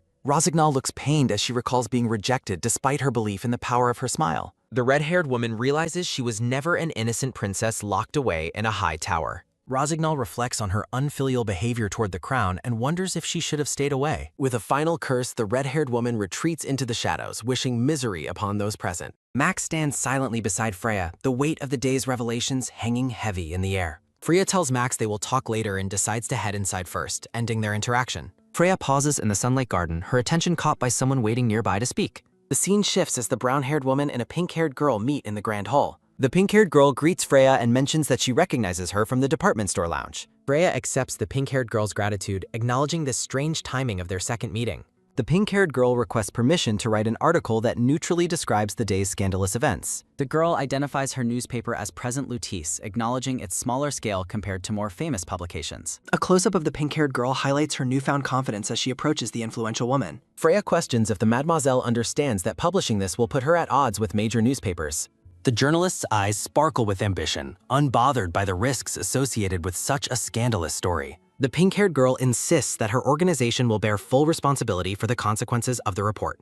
The journalist explains that her parents taught her the press must deliver information neutrally and objectively. A detailed lace dress serves as the backdrop for the journalist's final remarks during the encounter. The brown-haired woman repeats the name of the newspaper, Present Lutze, with a contemplative and observant expression. The pink-haired girl explains her presence, noting her parents' long acquaintance with Madame Rossignol and their busy schedules. Freya offers a warm and genuine smile, appearing pleased by the young journalist's determination and professional conduct. The pink-haired girl expresses her sincere gratitude for receiving permission, promising she will not disappoint with her report. A focused close-up captures Freya's piercing green eye as she deeply considers the implications of the journalist's request. Back at the estate, Matilda reacts with shock and confusion as Max Russell unexpectedly arrives at the grand parlor. Max remains silent, internally concluding his mother must have summoned Freya to the estate to torment her yet again. Max bluntly instructs his mother to go rest in the countryside for a while, leaving Mathilde speechless and trembling. Max turns his back on his mother, signaling that his decision regarding her sudden departure is final and non-negotiable. Max explains that he will find her a suitable estate where she must stay for approximately 2 years. Mathilde becomes hysterical, questioning if this exile is due to Freya and demanding to know if her efforts were wasted. Matilda argues her actions were for him, claiming he could have been matched with an imperial princess without the Duchess. Max coldly counters that if a princess truly wanted him, not even a duke could have prevented the match. Matilda continues her desperate defense, arguing that a different marriage would have secured him a title and noble lifestyle sooner. Narrative text notes that while Max was a fairy tale prince to Freya, reality for him was much darker. The narration identifies Max as the grandson of a scholar of political conduct as he stares forward with disdain. Max reminds his mother that Freya's dowry saved the family business and funded their current home and comfortable lifestyle. Max walks away, telling his mother to choose a location or he will, promising things will change upon her return.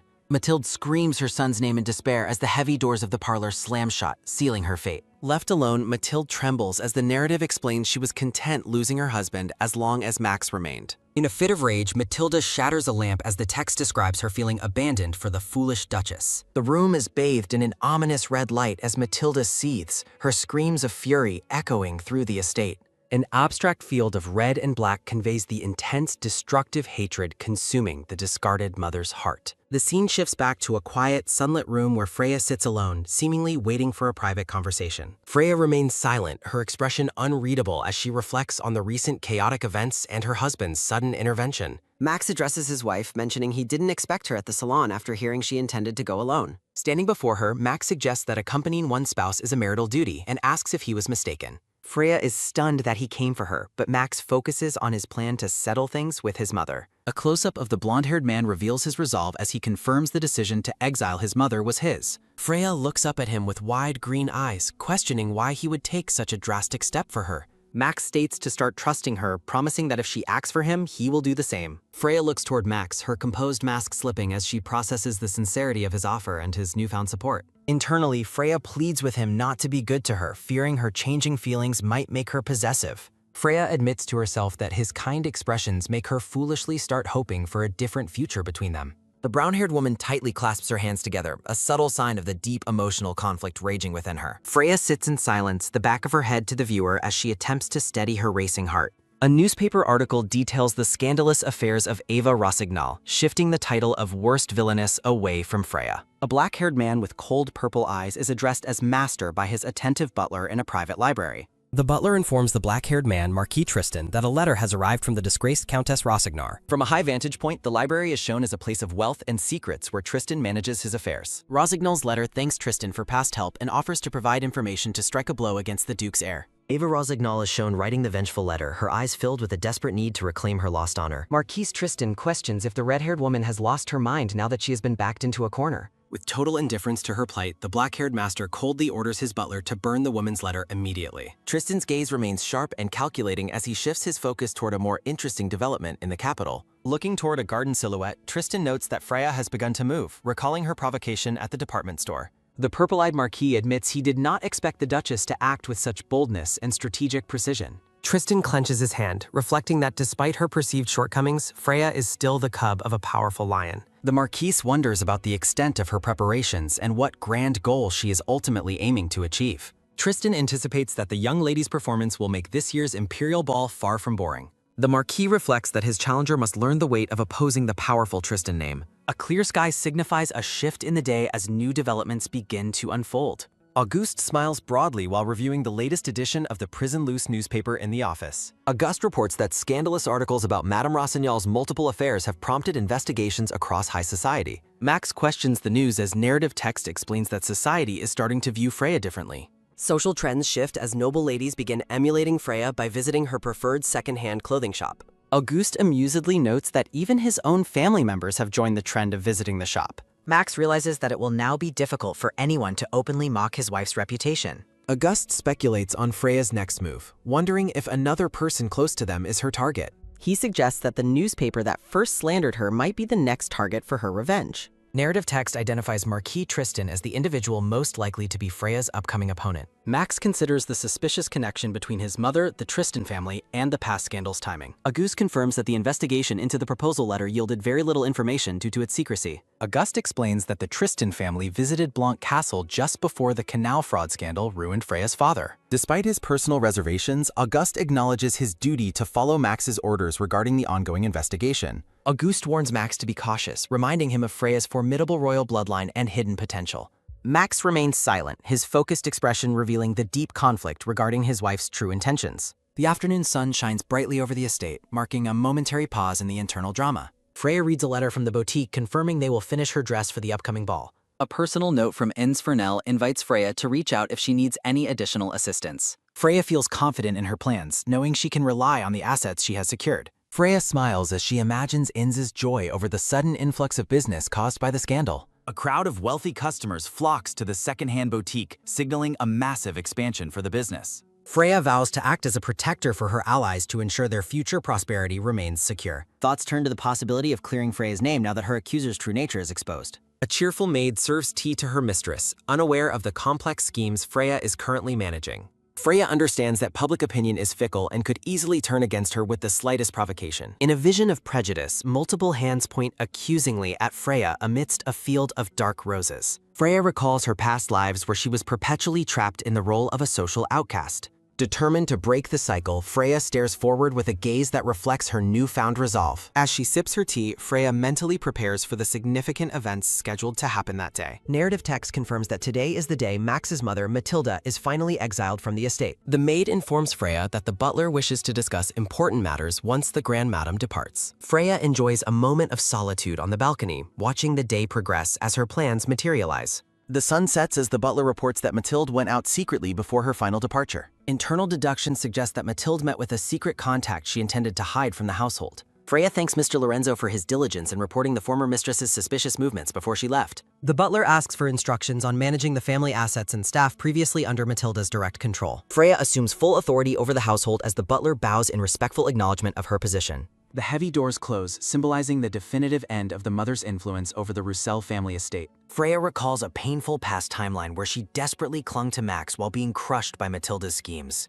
A shadowed image of Max highlights the cold indifference he once felt toward his struggling, hysterical wife. An ominous voice from the past mocks Freya's desperation, finding her misery convenient for their own goals. Matilda's cruel smile lingers in Freya's memory as a reminder of the malice she once endured. Freya's hand trembles as she grips the fabric, the weight of past traumas still haunting her present. Narrative text emphasizes that in this life the roles are reversed. Matilda is gone, and Freya remains. Max stands with his back turned, his presence now a source of complicated hope rather than despair. Freya wonders if she can become a true partner who Max can return to for genuine peace. Watching the sunset, Freya allows herself to hope for a future defined by tranquility rather than conflict. Max and Auguste descend the red-carpeted staircase together in the quiet estate. Hearing a voice call his name, the blonde man pauses and looks upward. Freya stands alone on the staircase, watching her husband with a hesitant expression. A close-up reveals the brown-haired woman's wide eyes as she reacts to Max's presence. Max stops walking to face Freya, their silent gaze bridging the distance between them. The blonde man gently reaches out, his hand nearing the flushed face of his wife. Amidst a floral atmosphere, Max cradles Freya's cheek, their eyes locked in a tender moment. August watches the couple from the landing, noting the intimate development between the two. The gray-haired man offers a soft, satisfied smile before leaving the husband and wife alone. A lavish meal is served as Max and Freya share a quiet, private dinner together. Freya looks down at her plate, her composed demeanor slightly shaken by the day's events. Freya mentions reading a book where characters find themselves in a very similar situation. The light of the setting sun fills the room as Max asks for more details. Freya describes a tale of a prince and princess who finally met at a banquet. The grand chandelier hangs above the silent dining hall, marking the weight of their conversation. Turning her attention to business, Freya addresses Max regarding the management of the household staff. Freya explains that Mr. Lorenzo will handle mansion affairs and report only critical matters to Max. She acknowledges that while Mr. Lorenzo is trustworthy, his management is not a permanent solution. Max expresses his confidence in her abilities, but Freya remains hesitant about taking full control. Max asserts that fulfilling marital duties is a bilateral obligation they both must uphold faithfully. Narrative text confirms that Freya remains Madame Roussel and the mistress of the estate. Max looks at her intently, emphasizing her status as his wife and the house's mistress. He challenges her to match his effort, questioning if his own dedication is currently lacking. Freya quietly agrees to his terms as they stand together in the brightly lit hall. Max inquires about her ball dress, and Freya explains its arrival is slightly delayed. Surrounded by blue flowers, Freya bids Max a gentle goodnight before retiring for the evening. A subtle, genuine smile plays on the blonde man's lips as he watches her go. Max responds with a soft wish for sweet dreams as the couple parts ways. Freya walks away with a blush, her heart racing from the sincerity of his words. At the Présent Lucé office, a pink-haired man laments the burden of having a daughter. His daughter retorts that she is his responsibility, while he jokingly offers her the presidency. The father reflects on the social fallout following the Blanc princess and Count Rossignol scandal. He admits that he underestimated the consequences of turning his back on high society's traditions. An old advertisement signifies the beginning of the newspaper's rapid decline following the recent scandal. A blonde woman questions the severity of the retaliation they faced from the powerful noble families. The father explains they are being made an example of to force them into submission. He recalls the mass resignations of his staff as the newspaper's bankruptcy became a certainty. The group sits in despair, wondering how they will survive now that their livelihood is gone. Heavy footsteps echo through the office as a mysterious visitor approaches the despondent family. A sudden, loud noise interrupts the silence, startling everyone present in the office. The pink-haired man stands up abruptly, his expression one of shock and utter confusion. A scarred man with a mustache, Frol, enters the room and offers a casual greeting. Frol announces his intention to sign an advertisement contract, shocking the struggling newspaper owners. The former soldier explains he was discharged after sustaining a serious injury during his service. Frol describes his feeling bakery and asks if they accept advertisements from small local businesses. The daughter enthusiastically accepts as Frol offers to bring in even more business from friends. The blonde woman is moved to tears of relief by the stranger's unexpected and timely offer. The pink-haired father remains skeptical, narrowing his eyes as he analyzes the suspicious visitor. While the women celebrate, the blonde lady admits the sudden proposal seems too good to be true. The suspicious father refuses the deal, fearing they are walking into a trap set by enemies. Frol admits his casual tone caused doubt, but insists the offer is completely legitimate. The father demands to know their benefactor's identity, while Frol maintains the deal's professional nature. Although the donor remains anonymous, Frol offers to share a specific, mysterious alias instead. Frol reveals the alias is Madame Tinsel, leaving the pink-haired man visibly shaken by the name. Confusion fills the daughter as Frol prepares to deliver a private message from their new patron.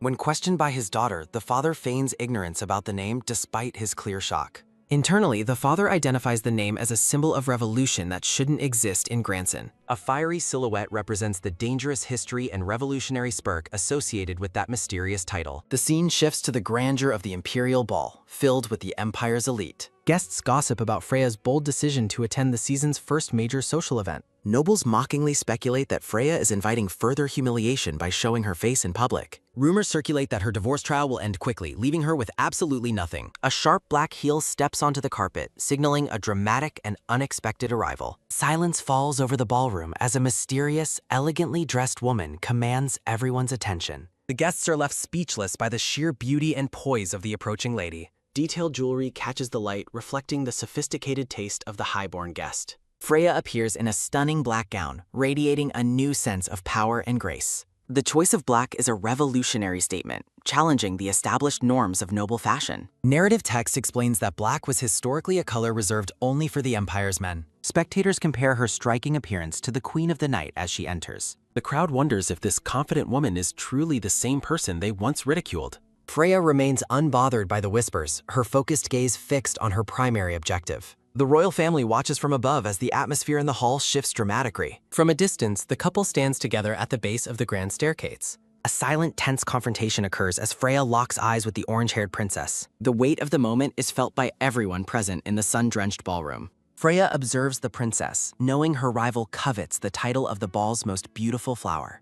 Executing a flawless curtsy, Freya demonstrates her perfect command of imperial etiquette and status. The princess looks down with a cold, superior smile as she acknowledges Freya's formal greeting. Addressing the gathered nobles, the princess speaks of the empire's glory and the ongoing war. Composed and silent, Freya carefully analyzes her opponent's public posturing from her position below. The nobility continues to murmur, captivated by the unexpected transformation of the Blanc daughter. Narrative text emphasizes the incredible change in Freya's aura since her previous social appearances. Fine details of her hair and accessories signify her transition into a true lady of power. Freya reflects on how long it took to finally stand opposite the orange-haired princess. Thoughts turn to the figures who drove Max to despair, including the son who betrayed him. She recalls Duke Blanc, who trampled Max for years and stole the Roussel family business. Freya identifies the Marquis and the greedy Imperial Master as those responsible for the past's misery. Despite her anger, Freya decides to wait until she is fully prepared to strike her enemies. A voice calling her name pulls Freya back from her dark memories to the present moment. Max takes Freya's hand, leading her into a dance amidst a soft backdrop of roses. Freya looks up at her husband with a genuine smile as they move together gracefully. A close-up of their synchronized steps highlights the perfect harmony of the couple's captivating dance. The pair dances in the center of the hall, becoming the focus of every noble's attention. Onlookers admit the couple's relationship no longer looks one-sided, as previously rumored by society. Max and Freya look intently at one another, their connection undeniable to the watching crowd. Freya thinks to herself how much Max has changed lately as they share this moment. The scene flashes back to earlier that day when Max entered Freya's room to depart. Freya turned to face him, revealing her stunning black gown and shocking the blonde man. In a humorous moment, Freya asks if she looks strange, while Max remains completely speechless. The blonde maid exclaims in shock as she holds out a black dress for her madam. A letter describes Madame Mafia as an outlaw of the aristocracy, pure in appearance but dark within. The man explains they decided to take a risk to dress her in the colors she deserves. Freya stands in her stunning black gown, looking slightly nervous as Max approaches from behind. Catching sight of him in the mirror, Freya calls out Max's name as he stands behind her. Freya turns with a surprised expression as she notices something unexpected about her husband's presence. Max surprises Freya by reaching around her neck to fasten a beautiful jeweled necklace. A close-up shows Freya's hand touching the large green gemstone Max just placed on her. Max leans in close to Freya's shoulder, his proximity causing her to startle slightly. Max whispers to Freya Roussel that she is the most beautiful flower present at the ball. Max takes Freya's gloved hand in his as they prepare to make their formal appearance. Blushing deeply, Freya looks up at her husband with a genuinely happy and sparkling expression. Duke Blanc stands among the other nobles at the imperial ball, his presence commanding and stoic. The orange-haired Duke offers a satisfied smirk while observing the guests from a distance. Narrative text conveys a desire to present the image of a loving couple for the night. Max gazes forward with a calm and collected demeanor, listening to the proposal for their facade. Max asks why she wants this, and Freya explains her goal to erase her negative reputation before divorcing. Freya gives Max a brilliant, blushing smile while they hold hands in the center of the hall. Max reflects on the irony of her request for a loving image after rejecting his earlier kindness. The couple moves gracefully through the ballroom, drawing the eyes of every noble in the room. Max remarks that a truly loving husband would likely feel a bit jealous under these circumstances. In a humorous moment, Chibi Max holds Freya close while looking around with suspicious eyes. Approaching the orange-haired man, Freya formally addresses him as her father and offers her thanks. A close-up shows Freya placing her gloved hand into the open palm of her waiting father. Duke Blanc asks if she is attending to reclaim her family name as a daughter of Blanc. Freya declines as she recalls her father's past ultimatum to choose between his family and her marriage. Narrative text confirms she chose Roussel, and her father told her to return only without that name. The father and daughter dance together, their movements synchronized and elegant in the bright ballroom. Freya politely acknowledges her father's presence as they continue their dance in front of the guests. Duke Blanc smiles at his daughter, stating that if she is satisfied, then it is enough. Narrative text notes her father always let her do as she pleased, even becoming Freya Roussel. Freya reflects that she previously misunderstood her father's intentions, thinking she wasn't precious to him. She realizes that her father had his own silent and distant way of showing his love. Facing her father, Freya declares that she is currently satisfied with her life and her choices. Freya internally hopes that her father is hurt less by the betrayal she is planning. A blonde noblewoman looks on with a pleasant smile, her appearance sophisticated and highborn. The gray-haired man comments on Freya's sharp aura and asks if she reminds the lady of someone. He mentions someone who fought the Empress 10 years ago, but the blonde lady silences him. The woman looks shocked and gasps as she realizes the weight of the man's comparison. The man reflects on Freya's plan to smile at her father while joining the Revolutionary Army. In a memory, Freya offers to create a revolutionary spark if the commander helps save her husband. The commander rants about being used as a personal errand boy for advertisements and legal blocks. He reports that she dragged him to the ball to witness her challenge the Empress's power. Freya looks off with a focused, serious expression as she navigates the dangerous social environment. Watching her, the man smiles and thinks to himself that the lady is certainly not human. Narrative text confirms that the man eventually took her hand despite his lingering doubts. Max stands tall, his blonde hair catching a light as he looks over at the other guests. A dark-haired man in a purple suit speaks with Max, their expressions calm and formal. Max explains his wife wanted to attend together, while the other man suggests she must have been lonely. Max firmly tells the man they intend to attend often now, so there is no need to worry. Earl Tristan admits the lady is beautiful, but confesses to feeling jealous of Max tonight. Max remains silent, his expression unreadable as he absorbs the Marquise's provocative comment. Earl Tristan prompts Max to recall a specific moment from their shared past. Max gazes at the other man with a cold, focused intensity during their tense exchange. The scene shifts back in time to the events of Duke Blank's 8th birthday celebration. Young Earl Tristan approaches young Max, identifying him and offering to let him join them. The young blonde boy stares back with a somber and detached expression. Young Max declines the invitation, explaining that he is already waiting for a companion. Young Earl Tristan's eyes narrow as he reacts to the unexpected rejection from the boy. Back in the present, narrative text reflects on how luck is sometimes granted to the unqualified. Earl Tristan remarks that judgment is not a power reserved exclusively for the divine. The black-haired man asks Max to clarify exactly what Freya Blanc means to him. Max smirks, questioning if he is truly obligated to discuss his wife with the Marquis. A single word hangs in the dark atmosphere, signifying the weight of the social title. Earl Tristan reflects on how irritating it is that the Marquis addresses her as Freya Blanc. In a flashback, young Max kneels before young Freya, fighting an impulse to vanish with her. Clenching his fist, Max wonders why he's acting so strangely regarding the young lady. Returning to the ballroom, Max offers a polite smile while navigating the dangerous social waters. The two men stand together in the grand hall, maintaining a facade of noble civility. Freya walks away from her father, moving across the red carpet toward the other guests. Earl Tristan addresses Freya formally, while Max acknowledges the Marquis with a sharp, cold greeting. A gloved hand reaches out to meet another, signaling a transition in the social dance. Max watches from a distance as Earl Tristan leads Freya through the crowded ballroom. A close-up of marching boots emphasizes the purposeful and rigid movements of the noble guests. Standing back to back, Max reflects on the binding promise not to tarnish the Blanc family name. Tangled branches against a pale sky represent the complex and suffocating nature of imperial politics. The opulent architecture of the ballroom remains a silent witness to the evening's hidden agendas. Earl asks when Freya will ask her question, but she claims to have discovered the answer. Max and Freya share a private, intense look, their proximity heightening the tension between them. Freya realizes that if she were truly curious, she would have investigated Max's business affairs directly. Flashback text explains how the Marquis and her father manipulated stocks to destroy Max's company. Shadowy figures illustrate how the Marquis stole the railway business under the guise of helping Max. Observing Max's bold behavior tonight, Freya wonders why he is acting so differently this time. Freya reflects on Max's recent actions, including their meetings and his attendance at the ball. A dark, foreboding energy surrounds Freya as she grows increasingly suspicious of Max's hidden motives. The scene shifts to the exterior of the mansion as the long night finally comes to an end. Max tells Freya to rest and she agrees, noting her exhaustion from the evening's events. Freya bids Max a formal goodnight, watching him walk away through the dimly lit hallway. The blonde maid encourages her madam to head inside and get some well-deserved rest. Inside the spacious bedroom, the maid helps Freya begin the process of retiring for the night. A close-up highlights the fine details of Freya's long, wavy brown hair as she prepares for bed. Freya suddenly stands up, prompting the startled maid to ask where she is going so late. Soft knocking sounds echo against a large door, breaking the silence of the quiet mansion. Dressed in her nightgown, Freya stands outside Max's door, hesitating in the middle of the night. She wonders if Max has already fallen asleep after the exhausting and uncomfortable imperial ball. Deciding that his silence is for the best, Freya turns to leave the hallway and return home. The door suddenly swings open, catching Freya by surprise as she was about to walk away. Max appears in the doorway, dressed casually, and asks his wife what she needs from him. Freya begins to ask a question but stops, noticing the distinct smell of alcohol on Max. Max gazes down at her with a heavy, intense look that leaves the atmosphere thick with tension.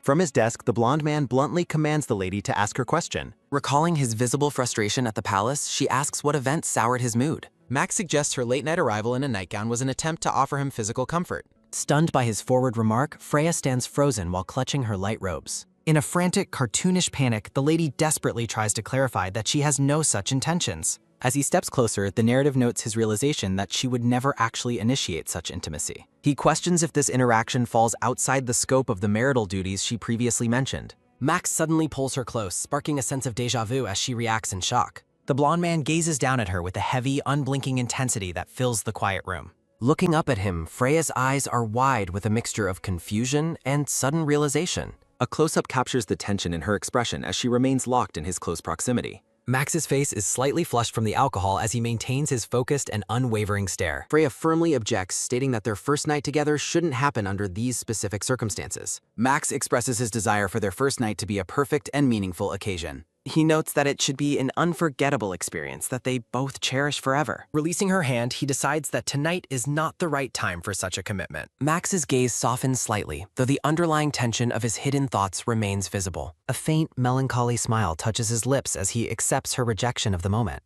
After she notes his intoxication, Max asks if she plans to join Earl Tristan after their divorce. Freya is visibly shaken by the blunt question about her intentions regarding the other nobleman. Clenching her hand, she reflects on how successfully she managed to improve her reputation that day. Narrative text suggests that her recent show of sincerity will likely ensure a smooth business cooperation. Despite her perceived success, a sense of unease lingers as she wonders if her efforts were sufficient. Max stands before her, asking if her ultimate goal is truly for him to let her go. Freya offers a small, bittersweet smile, hinting at the complex emotions behind her silence. Without providing a clear answer, the lady turns and begins walking toward the door. Watching her depart, Max's expression is clouded with a deep sense of sadness and regret. He stops her with a final searching question, asking what his role actually is in her life. Silently repeating his name, Freya continues walking away without looking back at her husband. Left alone in the dimly lit hall, Max stares into the distance as the weight of the evening settles. A heavy door clicks shut, punctuating the finality of their conversation and their separation for the night.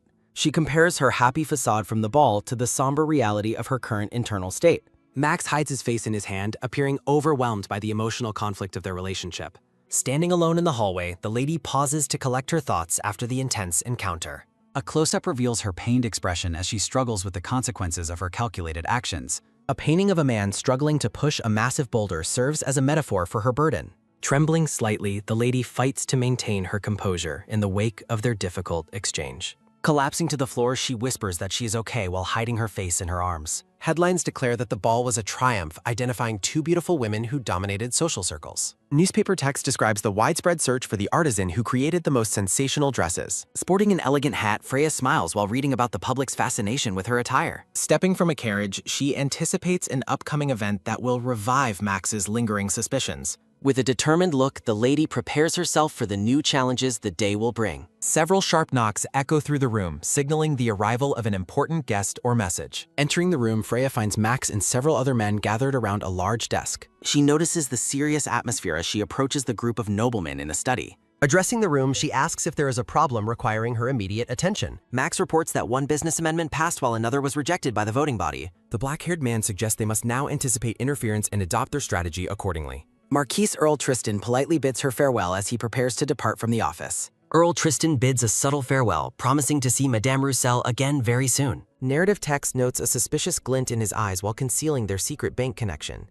A confident smile plays on her lips as she prepares for the social games ahead. In the study, Auguste reports that the freight bill passed while the passenger bill failed. Observing from the background, the lady absorbs the news of their mixed business fortunes. Max questions her involvement in the failed bill, while Auguste defends his own silent strategy. Earl Tristan suggests the bill was rejected based on its merits or a hidden agenda. She reflects that rejecting the freight bill instead would have served their interests much better. Auguste asks how she persuaded the bank president. Max and the lady share intense glances. Internal thoughts reveal her belief that events are simply returning to their original expected state. Auguste wonders if her father sabotaged the bill, a suspicion the blonde man coldly confirms. The silver-haired man is left completely dumbfounded by the revelation of the Duke's direct interference. Auguste demands to know what collateral was used, but she claims it was a simple transaction. Citing her deal with Monsieur Delaporte, she refuses to disclose the terms even to Auguste. She explains her strategy was to focus only on the bill with a chance of success. Max observes that she took the initiative regarding his company's affairs without consulting him first.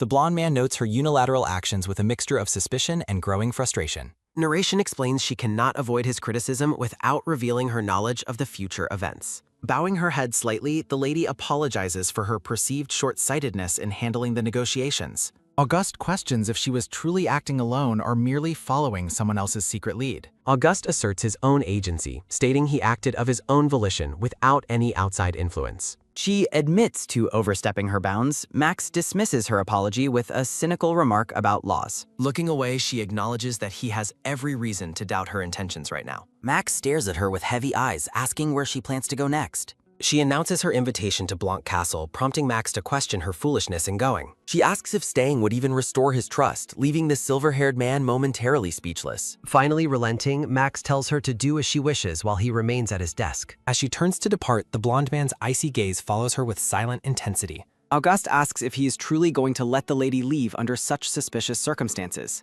Max reasons that her talk of divorce proves she is in league with his enemies. He admits he wants her to go so he can see what plot she weaves there. Auguste reminds him of the Duke's role in his father's ruin and current fraud frame-up. Max confirms his plan is a trap to confirm her true allegiance once and for all. A close-up of his boots highlights his rigid resolve to verify her suspected betrayal. Auguste reports that they have yet to find a solid link between Tristan and the Duke. Standing by the window, Max remains silent while the silver-haired man watches him with concern. Auguste warns his boss not to let his irritation with the Marquis distract from the enemy. Max reflects on the person who framed his father and stole the company he built. Closing his eyes in a moment of pain, the blonde man appears overwhelmed by his mission. Sunlight bathes the estate as a new day brings a temporary shift in the atmosphere. A delicate hand holds a formal envelope sealed with an ornate golden imperial wax stamp. She announces an imperial messenger brought tea party invitations for herself, Inez, and Sol. Sol reacts with cartoonish shock and excitement, desperately asking to see the unbelievable invitation. Inez gazes at the letter in her hands, stunned by the sudden summons to the palace. Sol is moved to tears, recalling a past where he was treated with nothing but contempt. The red-haired man weeps with joy while Inez comforts him and their benefactor watches on. Inez asks if the previous proposal still stands. She confirms that it certainly does. Amidst falling petals and floral patterns, the group prepares to move toward their next objective. Wearing an elegant dress and a confident smile, she looks toward the challenges of the future.